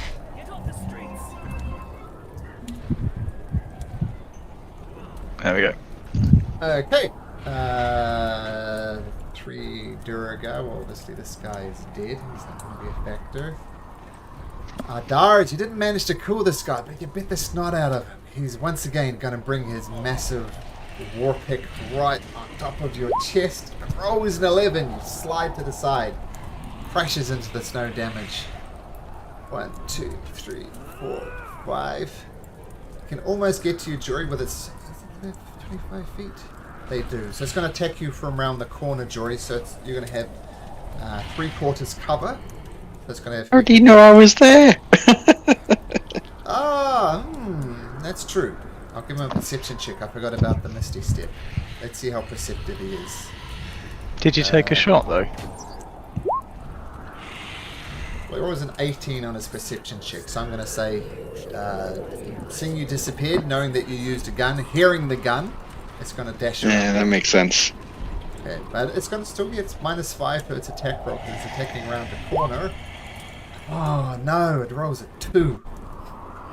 Oh, thank God. That would have been me out.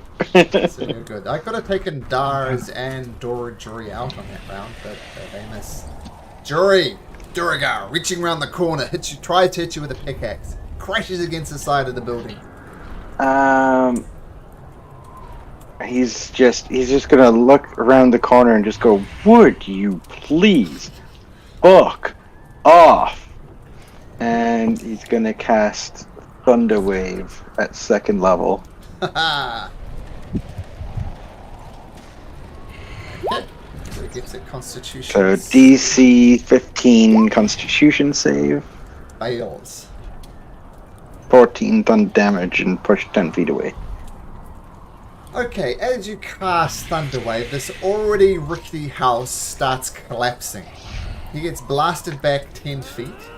I'm going to hit him, and you make a dexterity throw for this collapsing building. He Fair makes enough, fair enough. Alright. saving throw as a building collapses around you. You can make it I'm at advantage. so bad at dexterity. You can make it at advantage because it's blasting away from you, so you got a better chance of doing it. Yeah. But I cannot roll above a single digit for a dexterity. you're still up though, so 2 points of damage from the falling debris from the house. Nice. So Alright. you're really, really proud of yourself, and a 2x4 clocks you in the middle of the head. Okay, Bones. Oh, you can move as well if you like. Okay, just a moment. I think bonus the game is going to pull the beards of this Duergar and make his life miserable.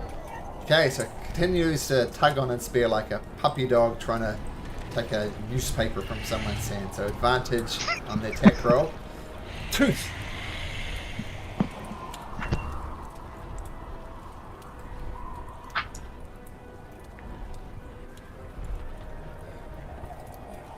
Okay, if you're talking, Claw, you're muted.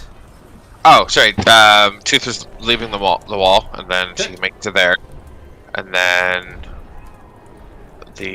what's the cold aura? It's 5 feet. Okay, she can't move any further. But I will attempt to restrain that. So she has a cold aura. There's a cold aura. Okay, so sorry, that's the ability or whatever. Oh no, it's gonna miss anyways because it is a ranged attack. So That's a ranged it's attack. fine. Okay. Yeah. Okay, so. So with that failing, he's then going to attempt to blast him again with lightning. So DC 14. What's the range of the lightning? Is it from a point, or how does it work? It's from me. Oh, So I can. Yeah. So basically, I can anywhere from above. It says storm start brewing or whatever, but there's already a bunch of like stormy conditions. So the range is 120 feet. But So she can pick any target within 120 feet to rain lightning down upon. right, exactly. Okay, perfect. Okay, so the Duragard, I assume, needs to make a dexterity saving throw. Yeah. What is it? 15. Okay, so she takes half damage. So 9 points. Ooh, saving throw saved him.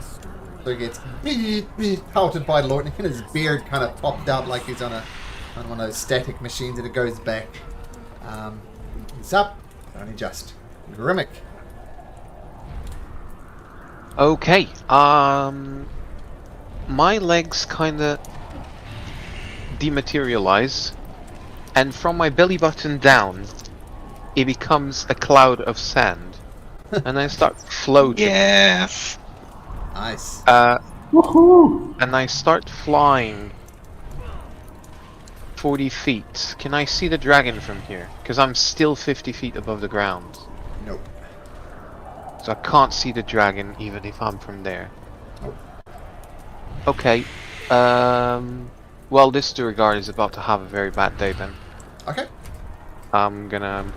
I clench one of my fists and I... is it disadvantage still? Yes. So, no hit. I guess that fails, so the second one. That 14. also fails. Just clumps into his armor. His attention divided between Jory and this weird spider thing. Can I still like shout one or two words, Of or is that course. my turn? No, Yeah, I shout just away. shout. I just shout that I can't see the dragon anymore to everyone, Okay. and that's the end of my turn. Cool. Claw. Okay. Well, not being able to see the dragon sucks.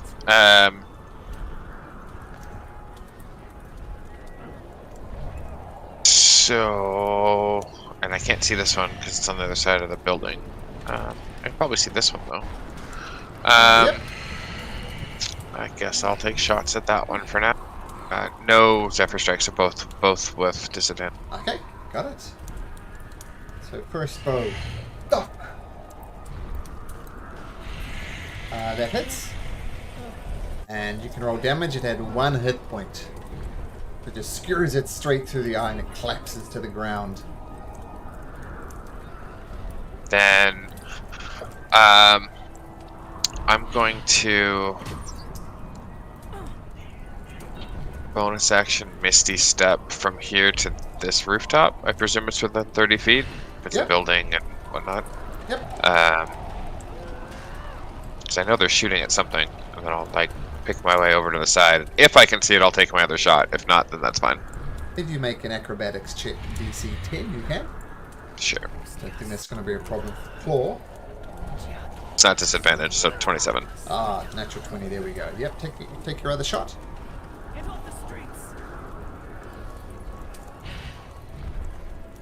Ah, that hits. And he had 3 hit points, so he goes down. Nice. Pouncing to the rooftop, from above. What's the distance between this rooftop slash whatever's down here? 10 feet. I'll hop down. Okay, make I don't know, try and land somewhere soft. I don't know. Okay, dexterity saving throw DC 15. We'll take 2d6 damage.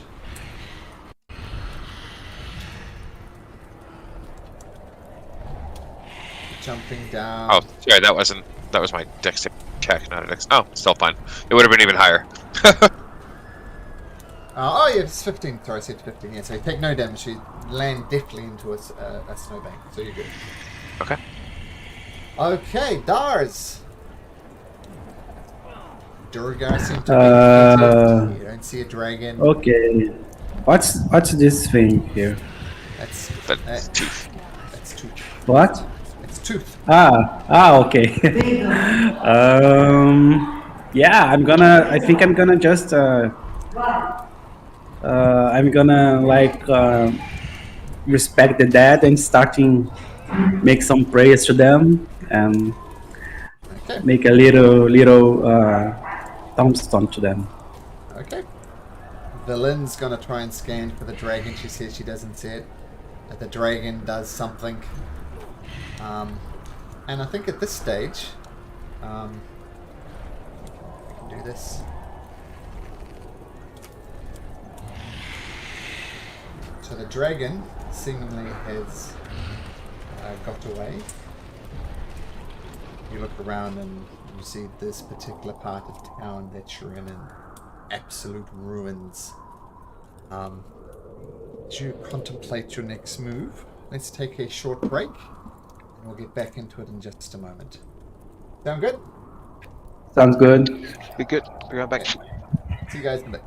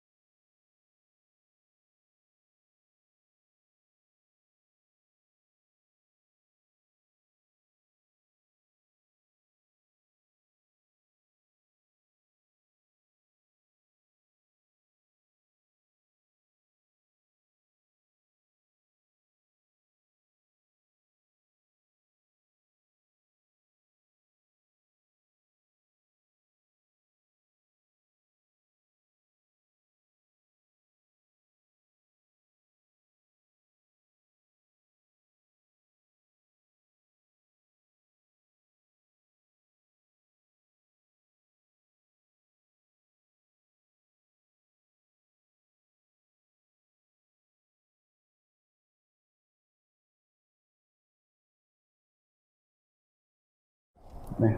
Let's pick it up again. So, the dragon was looking pretty injured, by the way. Maybe could have survived a couple more rounds, maybe more.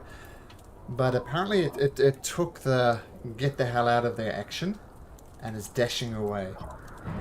And you all listen out, trying to work out which way it's going. And you think with your yeah, we'll just say you hear it flying off in a kind of a southeast direction, and you hear more of his breath going over and more screams as it heads in a southeast direction. I have 10 minutes of flight whilst my legs have gone sandy. I'm gonna fly as fast as I can towards him. What's your flight speed then? 40 feet. So 80 feet with a dash? I reckon so, yeah. Yeah. It's a bit of a lost cause, I'm afraid, because it has a base movement of 90. No, It's almost- 30 feet. 30 feet. So there you Sorry, go. 60 30 feet versus 180 feet around. It's going to get further and further and further range. I mean, it's already out of visible range with the snowstorm happening. Oh, sorry. So he's not in town. No. Oh, no. He left Bryn Shander alone.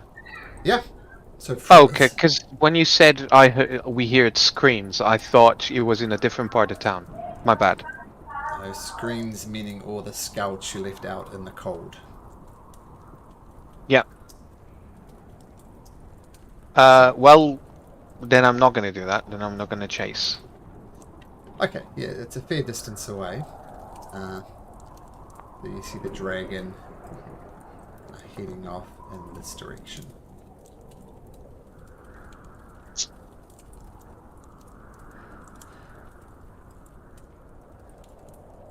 Well, So- then I land next to everyone else.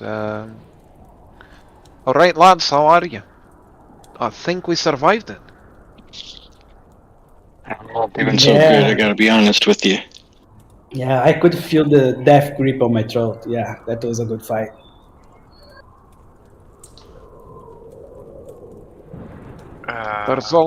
I think if there's only one place that dragon must have be going now. It's back to their house. Yeah, you're probably right. Yeah. I definitely went that way. Valin says, well, keep in mind, a dragon made of Shadlin.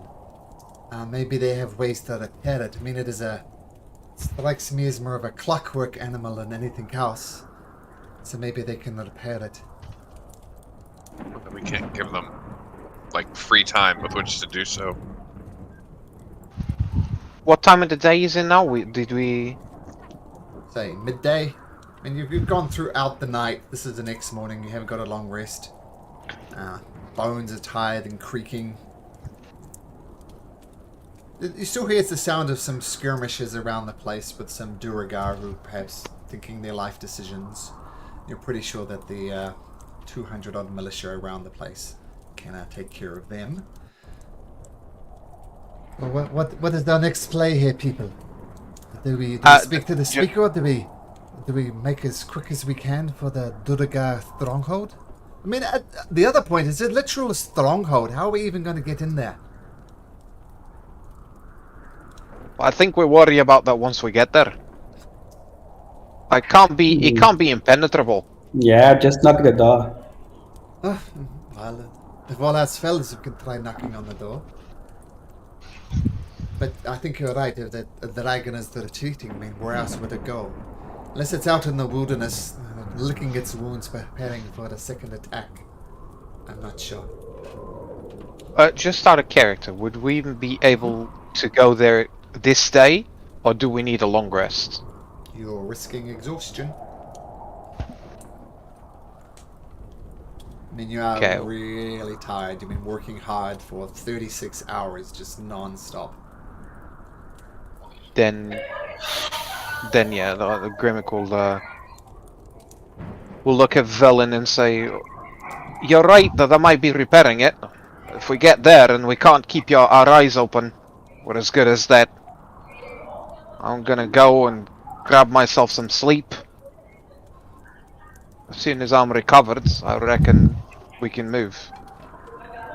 If we can sleep, Grimmick, I'm sure they can spend some time repairing that thing. I think we should try and get there. I'm tired. I'm hurting. I'm barely on my feet, but we gotta try and get there. I got some magic rockets here in this pouch that I still haven't gotten to use. What about you, Claw? What's your read on this? Do we press on? Or do we stop and heal up? Claw. Physically, Claw's fine. Other than, I guess, being tired. Magically, like enhancing his shots and stuff like that, he's pretty tapped. Tooth has a bunch of healing available if need be, but if we're gonna stop to rest anyways, then we're gonna have to stop to rest. You know, a third of our party being in fighting shape isn't wise. Jory's only hurt. He's got plenty of spell slots left. I don't know about the rest of you guys. What about Grimmick, I you? feel like you should. Daz, what's your read on the situation? Like just thinking here, I think maybe this is gonna be just like the last time. We're gonna run to the stronghold, and then the dragon's gonna fly away and attack the city again. And that next time we are not going to be here to save it. So I say we take the rest and wait here for the dragon again, because I think this dragon is going to come back. He's not going to take this loss. And Can't imagine they repair a massive Charlatan dragon in like a few hours. yeah, but the problem is get there and then the dragon fly again, and then they're gonna chase again this dragon everywhere, and he's faster than us. Then I think the premise is we get there while it's still like trying to be repaired, and then deal with it in the stronghold. Well, at least in the stronghold, it'll have a more difficult time flying away, more difficult time gaining altitude on us and attacking from above. And we won't be blinded by this blizzard. But how many do you guys will have down there? We don't know. Beauregard ain't the problem. We fought the dragon after we beaten him in East Haven, and still we didn't manage to kill it. If we wait here for him to be repaired, then he's gonna decimate the rest of the town. We either rest and pray that repairs take too long, or Yeah, we my- press on and go. My only concern is just to happen all over again, like just to get there, and then the dragon fly away again to attack the city, and then we are going to be there, not here, and everybody's going to die anyway. So Well, we can't be everywhere at once, and either we push it in its weakened state, or we wait for it to come back in full power. And I mean, If we wait here, right? if we wait here, you know, we run the risk of it just coming back at full strength again, and the whole process starts all over again. If we go there while it's still being repaired, still being looked after, I think we got the jump on them. I think we can do it. But the unknown wait. factor, of course, is how long will the dragon take to repair? Is it a day? Is it an hour? Is it a week? We don't know. It has to take a long time. yeah, Shardali is not easy to come by, and I don't know. I'm curious to see how much they have, but it's not easy. Right, you convinced me. Let's go. And I kind of like yawn as I say that. Maybe we Tooth, can if you take a got any of shot. that healing power available to you, I would dearly appreciate it. Well, why don't we take a short rest at the very least? Use our own bandages and salves to heal ourselves up and leave it within the hour. That sounds good to me. Do we need to get to the speaker? Let them know what we're doing? Well, Make sure they make some preparations. Let's take our rest inside of the speakers, inside of the town hall then. Aye, that makes sense. Okay. Okay, as you're making your way back to the center of town, villagers start coming out and they are starting to slap you on the back, saying, Did you guys drive off the dragon? That's amazing. You never lost knuckleheads through the most amazing of adventurers, and you're just getting thanked and handshaken and claps on the back. And then you see people coming back from your lookouts. And there's about 250 people that were sent out, and you start asking questions and try and find out exactly what happened. Seems about 50 or so villagers were either killed by the dragon or couldn't handle the cold. So keep that in mind. So if there's anything you want to talk about, or we can just fast forward to meeting up with the speaker.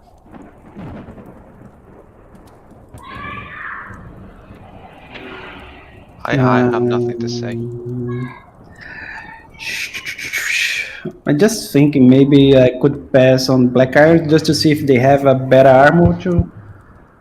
Like Sure.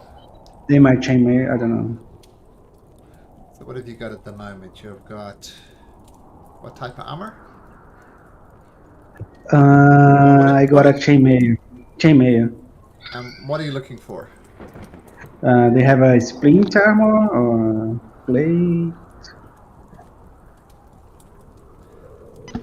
Splint armor. Easy way to do this. So splint armor.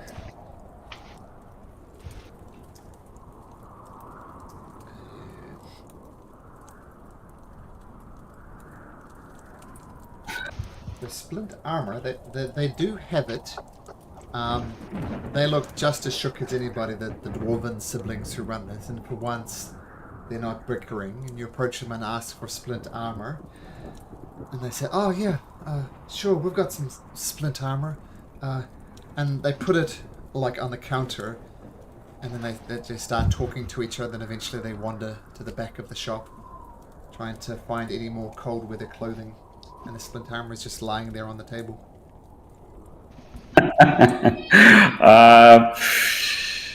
Does it happen to be dwarf size? It's Dara size. Yeah, I'm gonna take it and I'm gonna leave. I don't know, 50 gold on the corner on the counter. Feel free to do that, of course. You do know splint mail usually goes for about 200. Oh, okay. Yeah, I don't know the price, so I'm gonna just. I don't know. Think that is 50. I'm gonna leave 50. Okay. Yeah. Okay, so you leave 50 gold pieces on. Once again, the dwarven siblings are as much shock as anybody. If you remember, they were handing out cold weather gear just without asking for a price. But seemingly a little shook up. It's a little shook up if dwarves say no to potentially 200 gold, but that's how shook up they are. And then you meet up again. Back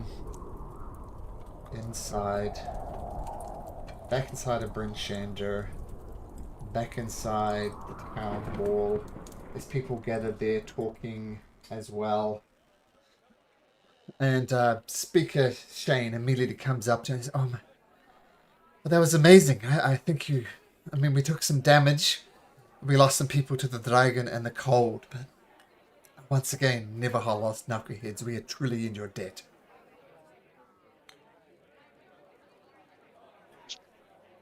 Ain't dead yet. Indeed, yet. So I must ask, what are your plans? I have much to do here. I don't know if I can spare people. We have so many people here, thousands of refugees. I'm sure more are on their way. What are the plans of the Neverlost Knuckleheads?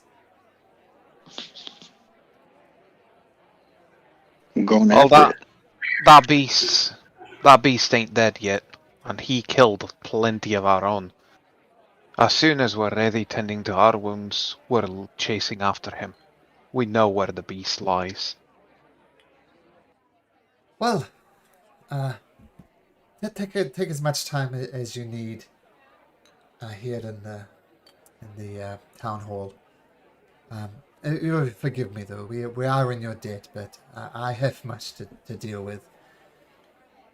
I mean, it is good that Bryn Shander stands.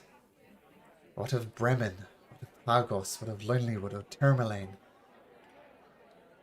It's just heartbreaking. I mean, we've had this winter now for 2 years, and we've survived. Maybe it's only Bryn Shander now that stands. It's all just getting too much. And she kind of wipes a silent tear from her eyes and goes back to potentially saving 10 towns, limiting the damage.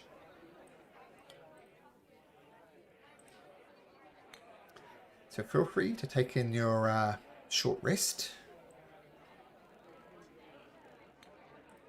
Poor thing.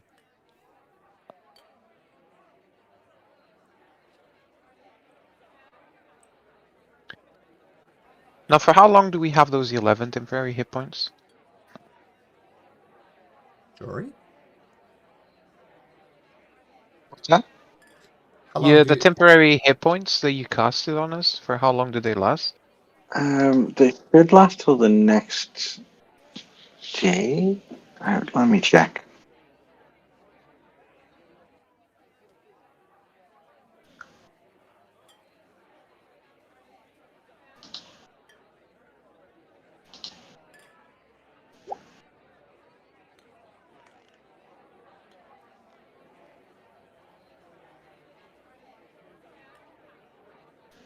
I'm gonna have to look it up. Actually, it doesn't say on here. Um,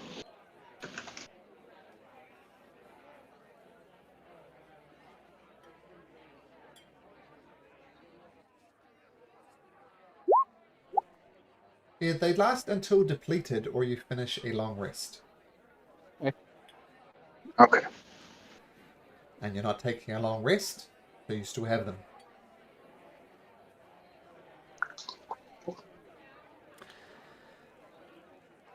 Okay, so you gather yourself as best you can, knowing that if you're weak, maybe the dragon is weak as well. Valen gets her dogs that once again don't look quite natural, but you do know that they can run indefinitely. And unless you have any preparation to do, start making your way back to sunlight.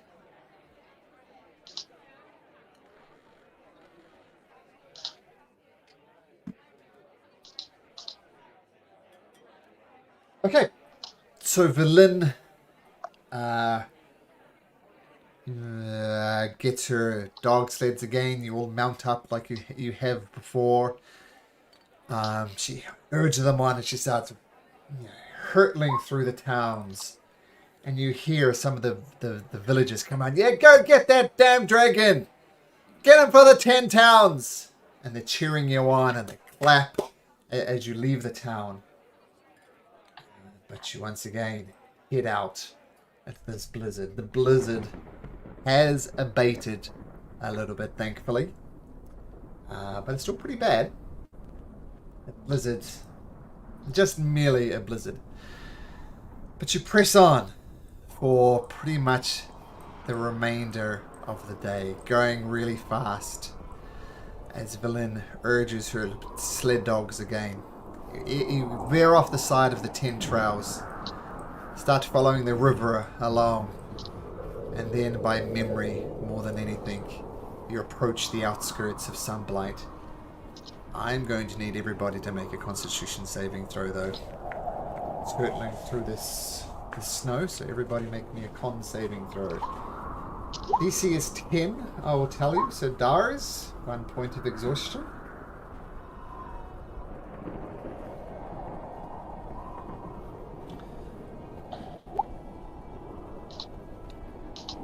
Grimmick, you're good. Jury, you're re-rolling. Jury, you're good. Yep.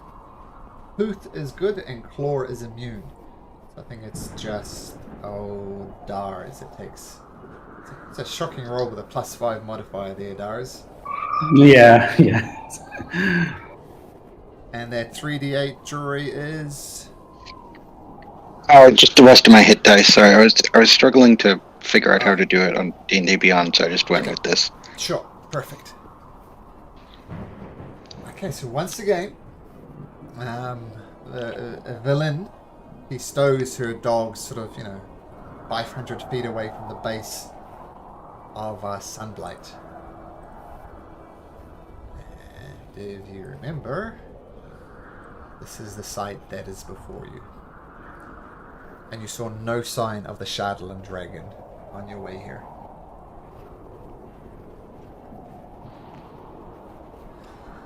Well, Knuckleheads, here we are, behind a massive fortress with a long staircase up that archers could shoot us from. What is the plan here? Looks like there's a long way up. Yeah. Let's take the stairs. I hope you have a shield. Well, I assume we're going to be sneaking up. So everybody roll me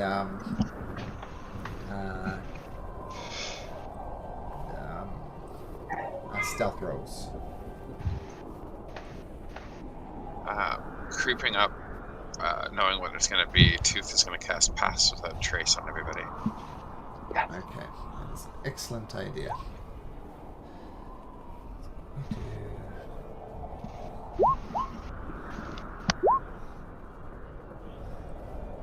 I hope it does miracles. That's your posh new armor's done that. Oh my goodness! Oh, so your stealth is 10? Oh my goodness!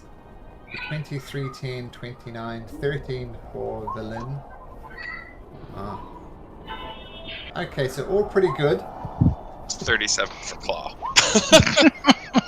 So you're 37 points more stealthy than Dara's. That's amazing. Okay. So you start creeping up the side of the mountain,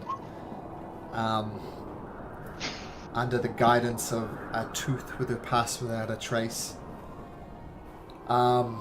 Dara's about halfway up. You turn around and you get a little bit of vertigo and you try and catch yourself, but catching yourself, a little pebble. You knock a little pebble. The little pebble bumps into a rock. The little rock forms into a boulder, and before long there's a mini landslide down the side of the mountain. You stop, waiting for the blast of arrows coming your direction, and strangely, nothing happens. It was not me, so.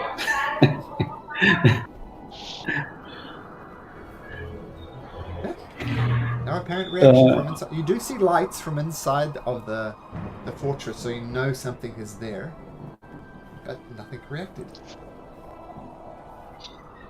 Yeah, if you think about it, the Duergar can also not be everywhere, right? Like, if they are in the towns, they can't be also in the fortress, right?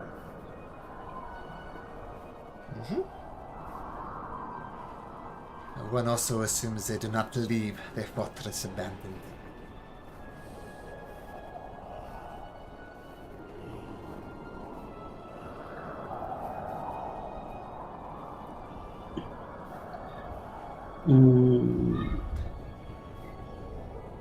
But I assume you guys carry on.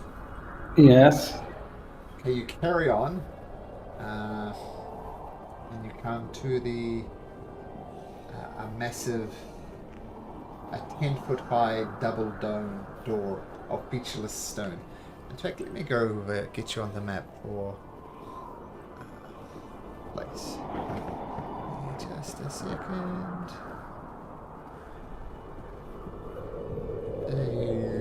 Where's it gone?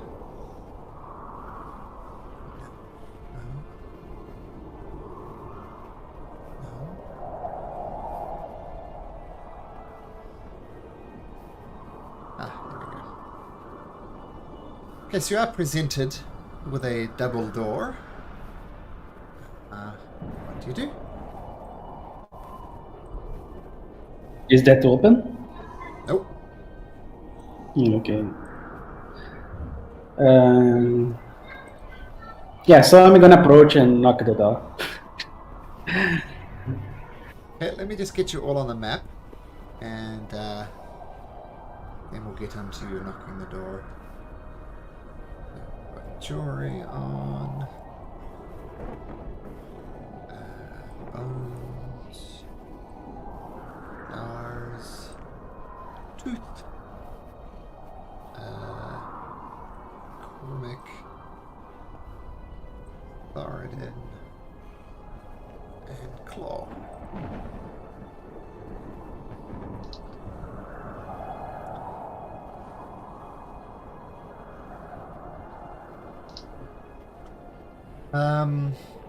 Okay.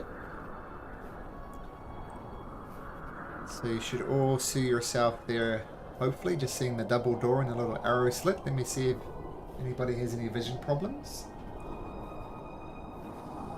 I think it's fine. I can see it. Okay. So, feel free to reposition yourself. Obviously, Dara's needs to be right up next to the door.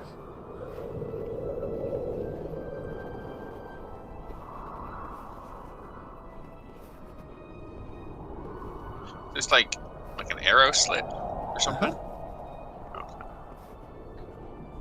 And Dars, as you approach, you hear, before you even get a chance to knock on the door, you hear someone say, "Hey, are you the Neverlost Knuckleheads?"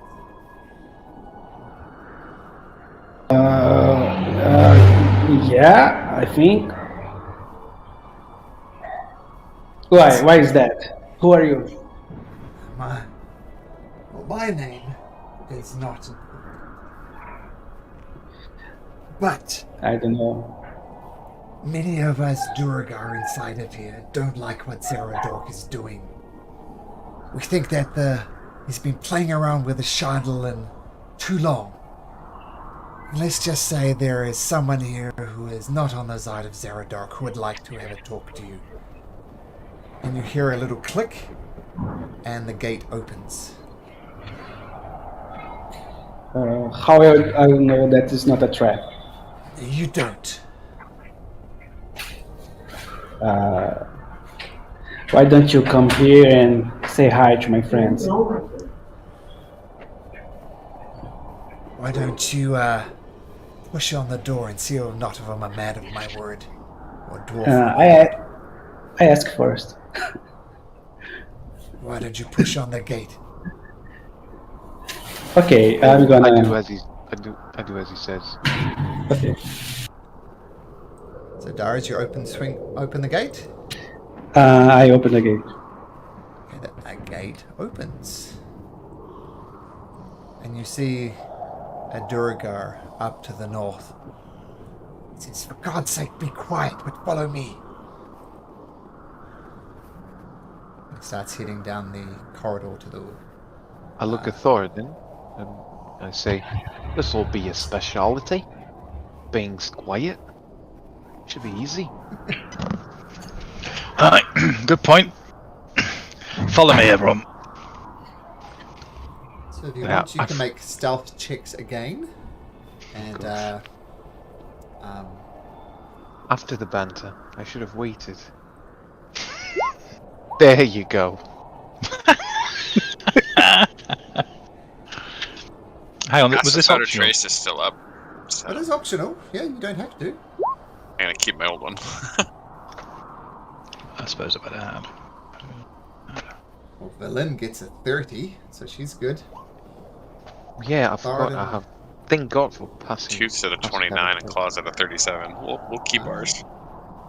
Alright, 16. Alright. So the door. So you follow me. Follow me and be quiet. He growls at you in a non-quiet way, and he starts heading down the corridor in the east direction.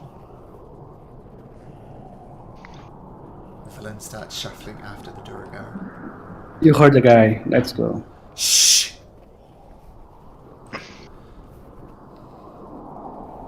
Does this Duragard see us as we walk past?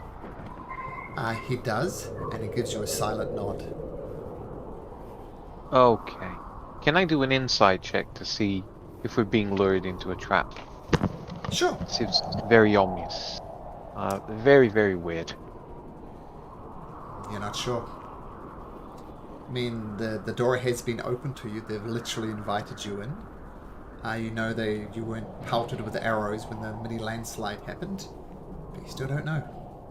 Maybe they're luring you to more of the dragon. You don't know. The Duragar continues down the corridor. Maybe a horridor. We don't know. But definitely down this corridor. It's the Thoradin's going to follow him, just about 15 feet behind.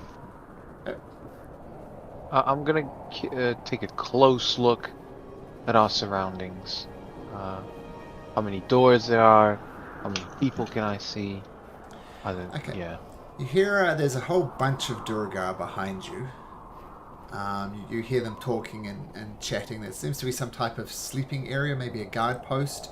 But you hear behind in here maybe 10 or so Duragar. There's the one who gave you a wink. Maybe he's in on this kind of revolution, if that's what you call it. The fortress is incredibly well carved. You'd expect no less from dwarves.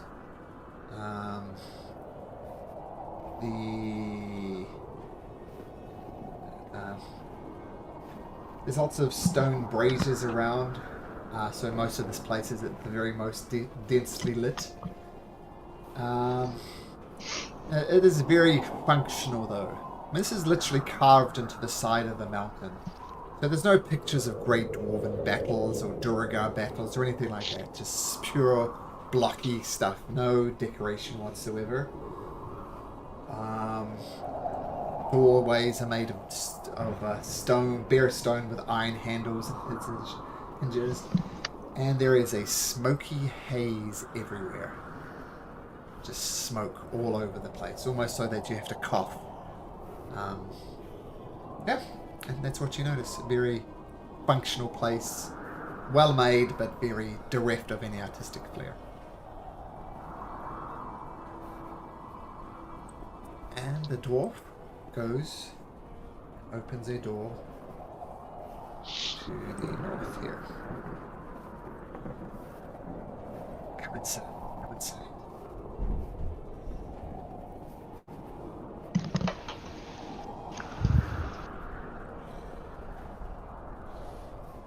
As we're passing by, can we just make a perception check and listen against this door? See if we hear anything. Sure. Which door? That door? Sure. Make a perception check.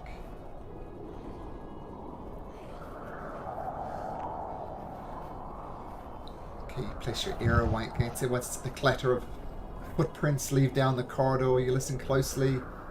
Claw and tooth. You don't hear a peep. Okay.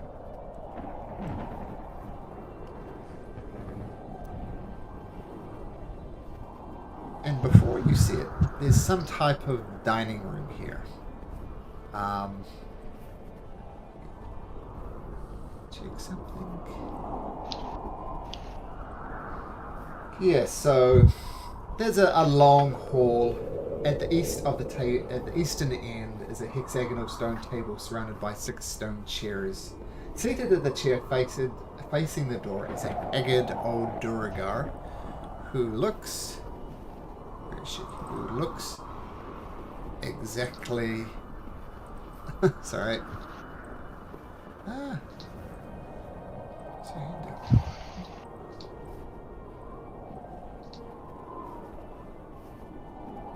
Sorry, let me just quickly read. So very haggard old dwarf, female, long black hair streaked with ribbons of white and fingernail like shards of iron. And she is devouring a hearty buffet of cooked meats, mushrooms, and even stranger underdark fare. And lurking next to her is a small mechanical dragon, no more than 10 centimeters, and it's made of a shiny black substance. and hunched over a stove in the western side of the room are 3 Duragar cooks. At the sight of you, they drop your utensils and reach for the weapons. But the old Duragar says something in Dwarvish. They put their weapons back. And let me just show you this character art. It should work fine now. Okay, so this is what she looks like. You see the black dragon. Now, the black dragon's a bit bigger than I described, but there's definitely a black dragon there. And she says, visitors, I see. Are you stealthing out there, Tooth and Claw? What's that? Are you stealthing out there? You hiding? You're trying to avoid being seen? Yeah, I haven't broken my stealth yet. I'm still just keeping an eye on things. Okay. Okay. So she says, you must be the Neverhead Knuckleheads the talk of the 10 towns is about. Is that you? It's actually Neverlost Knuckleheads. Oh, that is not what I heard, but you can change your name if you like. But just forgive me a moment. And she is a massive piece of boar, and she carves off a large flank, and she starts just devouring it, chewing it, and scanning you across, back and forth. She continues to eat this meat. Do you do anything? Do you say anything? Yeah, if no one else is taking the lead, Grimmick will talk. He will say, forgive us for our rudeness. We're rather tired. We've had a very rough last couple of days. Excuse us, but this is rather suspicious. We wanted to get in, and you allow us in. Is there a dragon here of some sorts? Much bigger than that one that you have. And she raises her hand. Munches, takes a few more bites of this piece of meat in her hand, drags a hand across her face, smearing the grease around. She says, yes, it returned a few hours ago. I assume that poor Zaradoric is attempting to repair it. But before we talk of dragons, let's have I think we need to have a conversation. Please, have a seat. Some dwarves drop out the way, and around this hexagonal table she's inviting you to sit down. Please. We don't have much time. Zardarok is indeed repairing this machine. We must stop him. That dragon already killed a lot of people. If we don't stop it, it's gonna kill even more. The dragon is not going anywhere anytime soon. It takes time to repair these things. I do not know the exact details, but we have a time at least for a little chat. So please, have a seat. Let me try and guess. You want to take control over the Durigard instead of Zardarok, and you need us. Oh, you are quite the observant one. That's exactly what I want. Well, we've been Doric in is a fool. He's done nothing but be obsessed about taking down the 10 towns and ushering in a new era of the Duragar. But he is a fool. He's been playing for Shadland far too long. His mind is twisted. But yes, you're exactly right. That is what I'm proposing. Many of the Duragar here are loyal to me. And she looks around, and all the Duragar kind of nod back in your direction. But many of the Duragar are not. So this is why I've urged caution with my trusty lieutenant here to direct you here. So yes, that's what I'm suggesting. That the Neverlost Knuckleheads, along with Clan Musgart, become the dominant force here. And we take down Ziggurat. And let me just be clear, I have no interest in dragons. I have no interest in taking over the 10 towns. My interest is to go back to, shall we say, the traditional methods of the Duergar. Mining, finding great riches. I mean, just now we've opened up a mine below here. That is the way of the Duergar. That's how we'll make our money.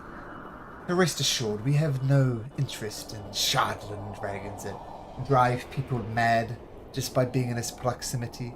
We have no interest in the 10 towns. We just want to mine. Zaradoric is of a different mind. I assume you have beef with Zaradoric? I mean, there's no secret that it seems only Bryn Shander was saved from the dragon's attack, so I assume at the very least you want revenge. So let's ally between Clan Musgart and the Neverlost Knuckleheads. What say you? And while you're contemplating that response, Claw, are you having a peek over the side there?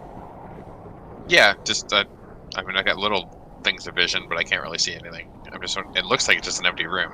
But wait a minute. Oh, you can just peek through there. The smoke that is filling up this area, it is pouring up from here. It's almost like this is a chimney. So this portcullis, there's a distinct drop off below. So if you were to get to the other side of here, you just fall to the ground. So smoke is just billowing up from there. And you're peering through it, but you don't see anything. There's just so much smoke. And that is the smoke that is carving. And it goes above us as well? Like Yep. It just continues through? Okay. Yep. Certainly does. Yeah, it seems as, it definitely goes up. And if you remember from the initial artwork I showed you, you very much entered in the middle of the fortress. Right. The middle level, so there's at least one level above and there's at least one level below. Okay. So we'll switch back to the room now. So the Musgard says, so it seems obvious. An alliance between the Neverlost Knuckleheads and Clan Musgard. Tell me there's a downside here, because I don't see it. Right, so you have heard of us. Oh, everybody around here has heard of the Neverhead Knuckleheads. Your reputation precedes you. Then you have heard that we've killed many of you. You've hit many of Clan Zaradoric. That's fine. These things happen. As I say, this is the reason why we want to break ranks with Zaradoric. Change the direction of Lord Duergar here. We don't want to follow his madness chasing this Chardalin. And I can guarantee you those Duergars you do fought were loyal to Clan Zaradoric. So, that's fine. I don't care. I look at the rest of the party, just try and get an insight of how everyone's feeling about this alliance.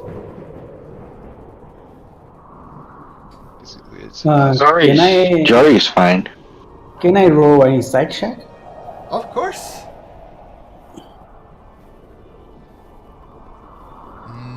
And what she's saying is reasonable. I'm assuming you want to get revenge on the clan leader of Zaradoric and the dragon. Duergar play games within games. So she's telling you what she wants, but maybe there's something extra she wants. You're not sure. But what she's presenting seems very reasonable, but maybe she has other plans. And Dara's, you get more or less the same thing. Oh, Dara's in Tooth. Okay. What she presents seems good. I mean, she could have ordered all these Duergars to attack you. You could have been pelted with arrows. So she definitely wants an alliance, but maybe something else is afoot. It's just gonna ask how strong, like how many men strong is your faction versus Zaradoric's, with who's here in this stronghold? It's tough to guess. I mean, I can guarantee maybe a third of the Duergar are here. I suspect some of them will flip once they say the way the tide of battle is going. But yeah, there's many Duergars here. So it's not a simple Zardarok, Zardrok has the respect, or at least the allegiance of many Durgard. How are we to know that a Durgard is following Zardrok or following you? I mean, there are plenty of Durgard here, right? I mean, I can send one of my faithful alone. He could point them out as best as he can. But it is tricky. I mean, that's our problem with planning a revolution. You're not quite sure who to trust. Maybe this fool, she says, pointing to the person who she said would guide you. Maybe he's a double agent. I don't know. I have no quarrel in helping you, since you're trying to help us here. My greatest concern is that we have no bargaining, and nothing is stopping you from after we kill Zardrok from you killing us after we been tired and wounded probably from fighting him. So forgive me if I don't trust Durgard that easily. My past experiences have been painful. Oh, that is, If there's any way you could increase that relationship and perhaps guarantee our safety, I'll be more than willing to cooperate with you. well, let's be honest. You were right not to trust Duragar.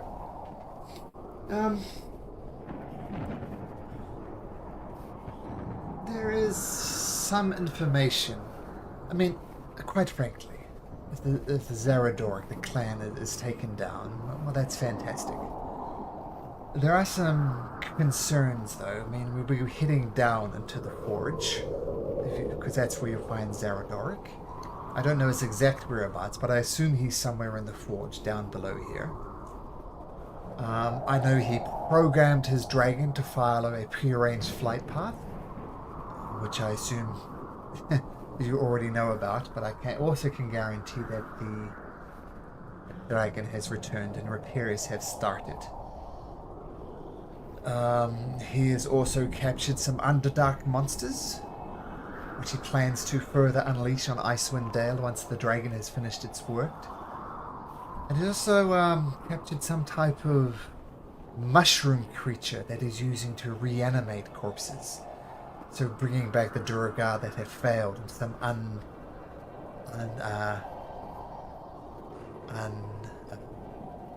lost train of my thought there. Sorry about that. It's been a busy day. Now, it is true. Two clans actually live here: the Musgart and the Zarador clan. And he's trying to bring us together under one banner, which will require me to step aside. And let me just say, Zaradoric has a, shall we say, romantic interest in me. I have no interest in the man, of course, but I play along and get what information I can.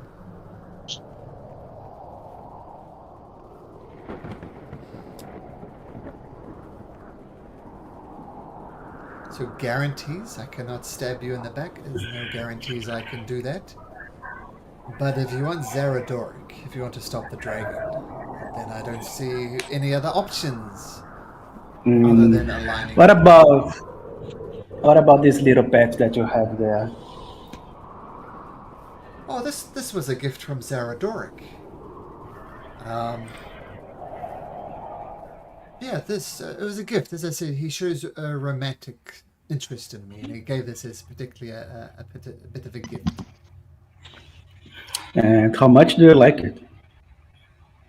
Oh, it proves my love to Zaradoric as far as he's concerned. So I'll keep the vile creature along for as long as You're necessary. not sure. I'm just thinking along the lines of like pebbles and bones and stuff like that. And you were sure Zaradoric can't see or listen in through that creature? Oh, I mean, it is possible. But, I've been planning this revolution for weeks now. If he hadn't planned to attack me by now, if he'd known about it, surely he would have attacked. Okay. And Tooth does notice it's not a familiar. There's only that Fae character there about it. It's an actual mini Shardolin dragon. Right, I don't know what the rest of the party will agree to, but you've got me on your side until Zardrok dies, and then I'll think what to do with you and the rest of the Duragard. To be honest, I've seen a lot of your kind kill a lot of our kind for no reason, so other than following these maniacs' commands, and if we stop him, it seems we have an agreement here. Well, that Until is then- exactly what I'm proposing. I mean, we get rid of this madman Zeradoric. Surely his mind has been perverted by the Shardolin. We get rid of him, we resume our mining, and we both go our peaceful ways. I mean, what I am proposing is peace.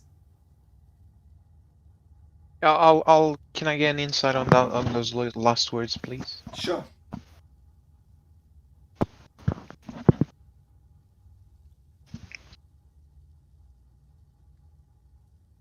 Did I roll? Yes. Yep, 10. Dunno. Hard to get a read. Hard to read Duragard. Yep, she says she wants to mine. That's a Duragara thing to do. But you do so also know Duragara are noteworthy for stabbing people in the back. So you don't know. Because, yeah, like, Grimmick is believing her right now. So, peace is... Yeah, so what I am proposing is peace. So we get rid of this vile influence on the Duragar. You get your revenge. You might have a problem with the dragon, but I prefer to fight the dragon here, and we both go our separate ways. I mine, and I don't know. You do whatever you want to do. Not in the fortress, of course. I like approach her closer. Mm-hmm. If no one's stopping me, I extend my hand. Mm-hmm. I would hate to assume that all Duragard are bad just from our experiences. I want to believe in you that you do want peace. And I extend my arm. Mm-hmm. We got truce, at least until Zardrok is dead and that dragon is destroyed. And before she shakes your hand, she says, "We are in agreement, Knuckleheads?" Sounds like it would be the best thing. Go ahead, Thoradin. Well, it's not just us that wants revenge on the fella, is it? So I think what you're saying sounds right, but I think we need to make sure his end is more public than just here. So, how would you feel about us defeating him and taking him back to the 10 towns to face trial? Make a persuasion check.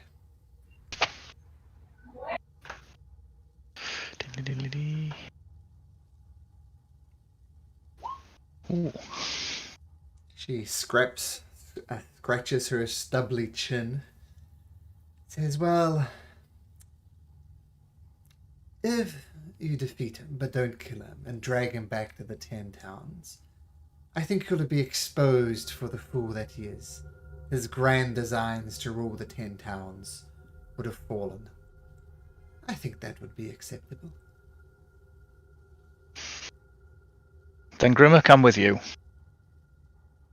We'll That's make my- another one.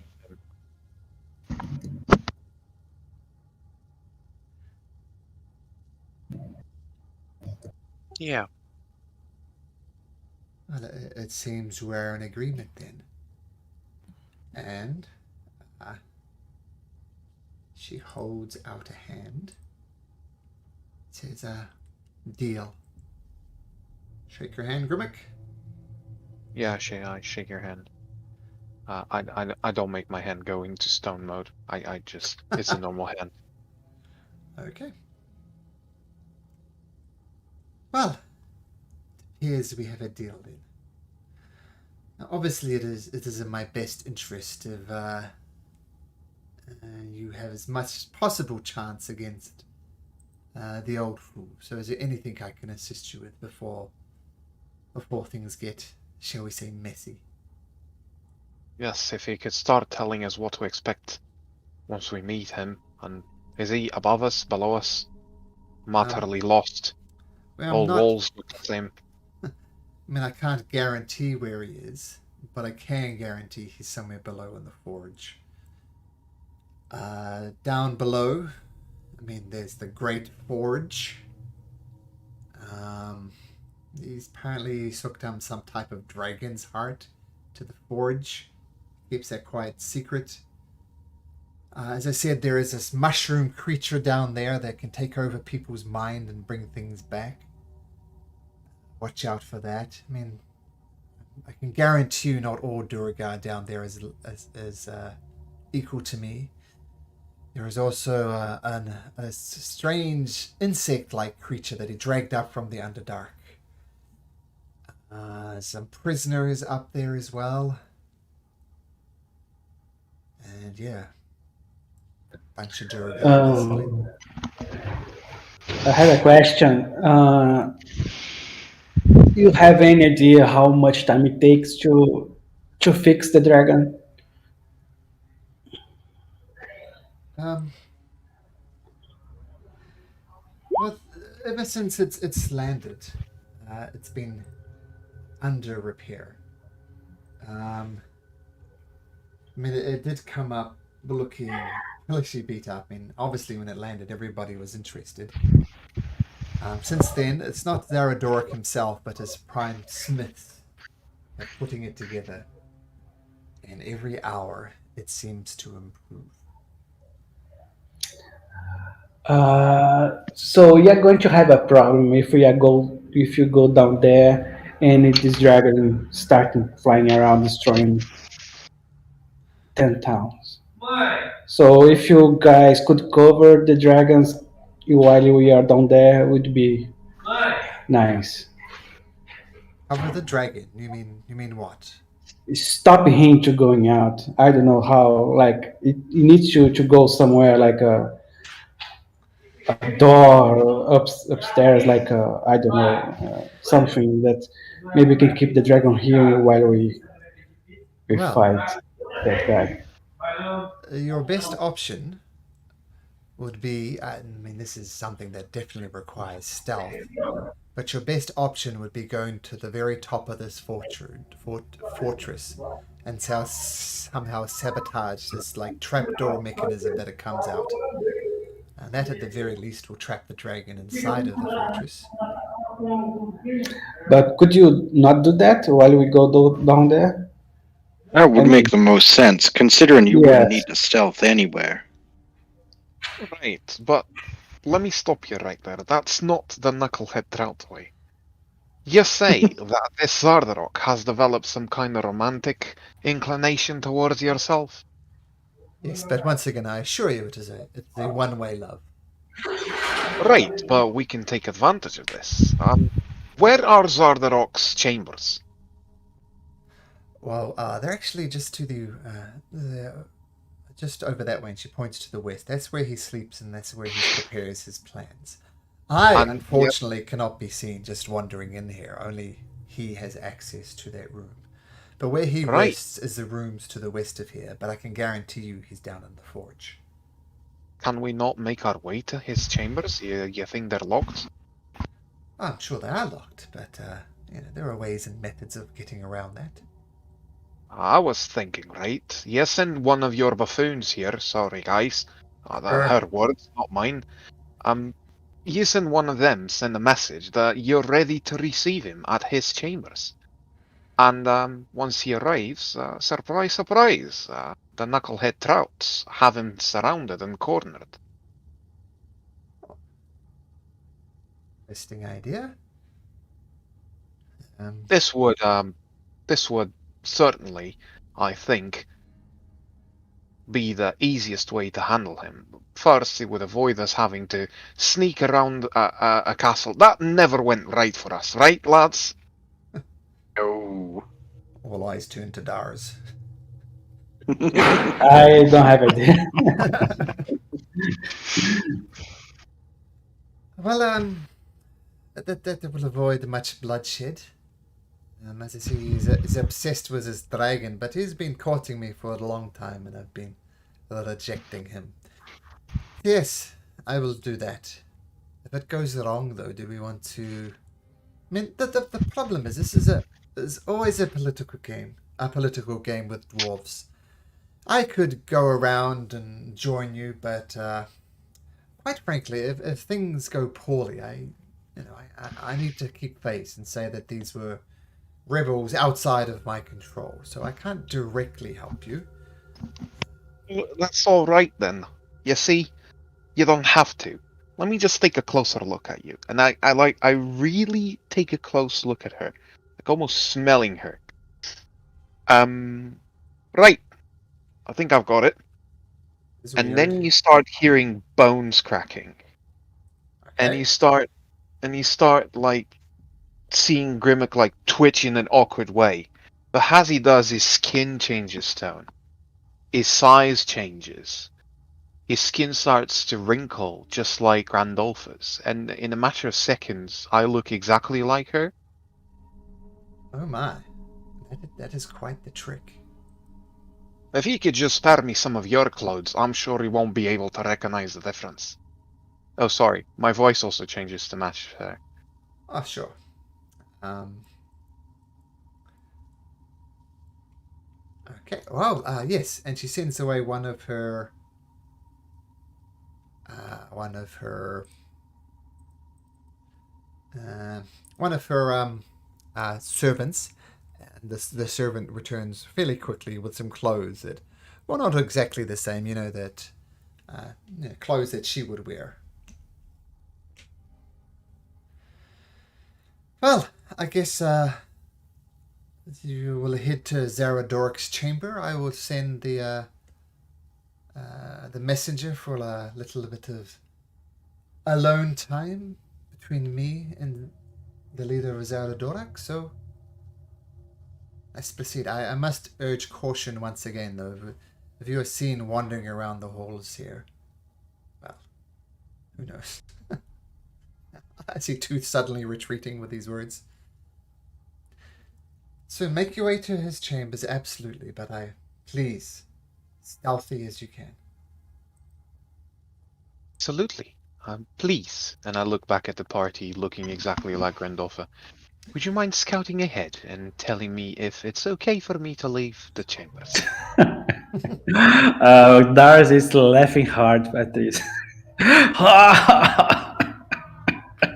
Look at that. It's a dwarf room. I can assure you that you will be paying for that later.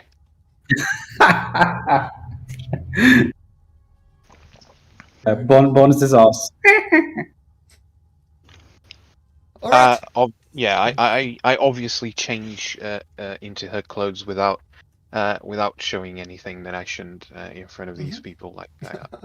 Of course. But yeah. Okay. So she indicated it was this room here that she looked. Claw, as you sneak into that room, it's obviously some type of guard post. And this is the arrow slit that you initially met the guy who told you about this possible revolution. You do see a Duragar staring out the side there, and here, this is some type of elevator shaft. One presumes you could either go up to the top story or down below. So this is an elevator system. And yes, Pass Without a Trace is still up.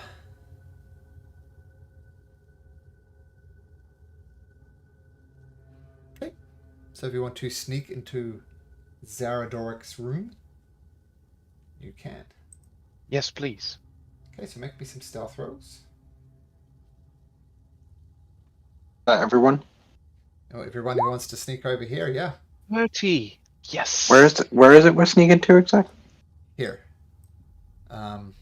Okay. I'll draw you a quick path, so follow the path. So Pass Without a Trace, good. And Valine needs to make it as well. Dexterity. She rolls a 17. All right. So 30, 21, 28, 17, and 23. And 28. Sorry, hold on. Okay. Yep. You don't think you've attracted any notice. And I did get a natural 1, by the way. so for a natural run, you rolled a 22. No, it was a 11. It was a 12. Sorry, Yeah, but 22 would pass without a trace. that was with Pathfinder Trace. Oh, that was it. Oh. Oh, okay. That's why it's plus 11. I don't normally have to check passive perceptions, but I'm going to check passive perceptions. Once again, you stumble and you fall flat on your face, and it echoes back and forth around the chamber. You pause, waiting for things to happen or not happen. No, nothing appears to react. Good. Villain sneaks along as well. Jory, do you open the door before you? I'm gonna follow Grimmick / Grundolfa. What was she called again? Gundolfa? Uh-huh. Randolph. Yeah, I'm gonna follow Gundolfa's lead. I see. So, Grindolfa, are you going to open the door? Yeah, I'm opening this door. With with nothing, with my own hands. Yeah, I open it and I walk in. This door opens. It was not locked. There's another door here. And this rectangular room has 2 sets of double doors. One to the north, one to the south. A brazier of hot coals. Yep. Sorry, carry on. There's hot coals stand in each corner. In the middle of the room is a low stone table, on top of which is drawn an illustration that looks something like a map. And what is this map? Will your ruse work against the leader of the Zaradoric clan? I don't know, but it's an interesting development. But my kids are at a summer camp, and I'm going to need to pick them up, so we're going to have to pause there. And Can I just add one thing before you close this out? As Grimdolf was opening the door, I kind of reached as if I was going to open the door, and I kind of grab her hand. uh-huh. Does my hand does my hand touch like wrinkled skin like hers, or does it go through like an illusion? You touch wrinkly skin. Jory looks just a little confused by that and walks in. Okay. All right, so we'll pick it up from there. A very interesting way to solve this dungeon. A tryst, shall we say. 2 lovers getting together. Maybe love is going to win the day, but we'll see how it plays out next week. But It's going to be interesting. Okay, thanks, Knuckleheads. That was a lot of fun, and we'll see you next week. Yes, thank you. Cheers, Malcolm. Okay, bye.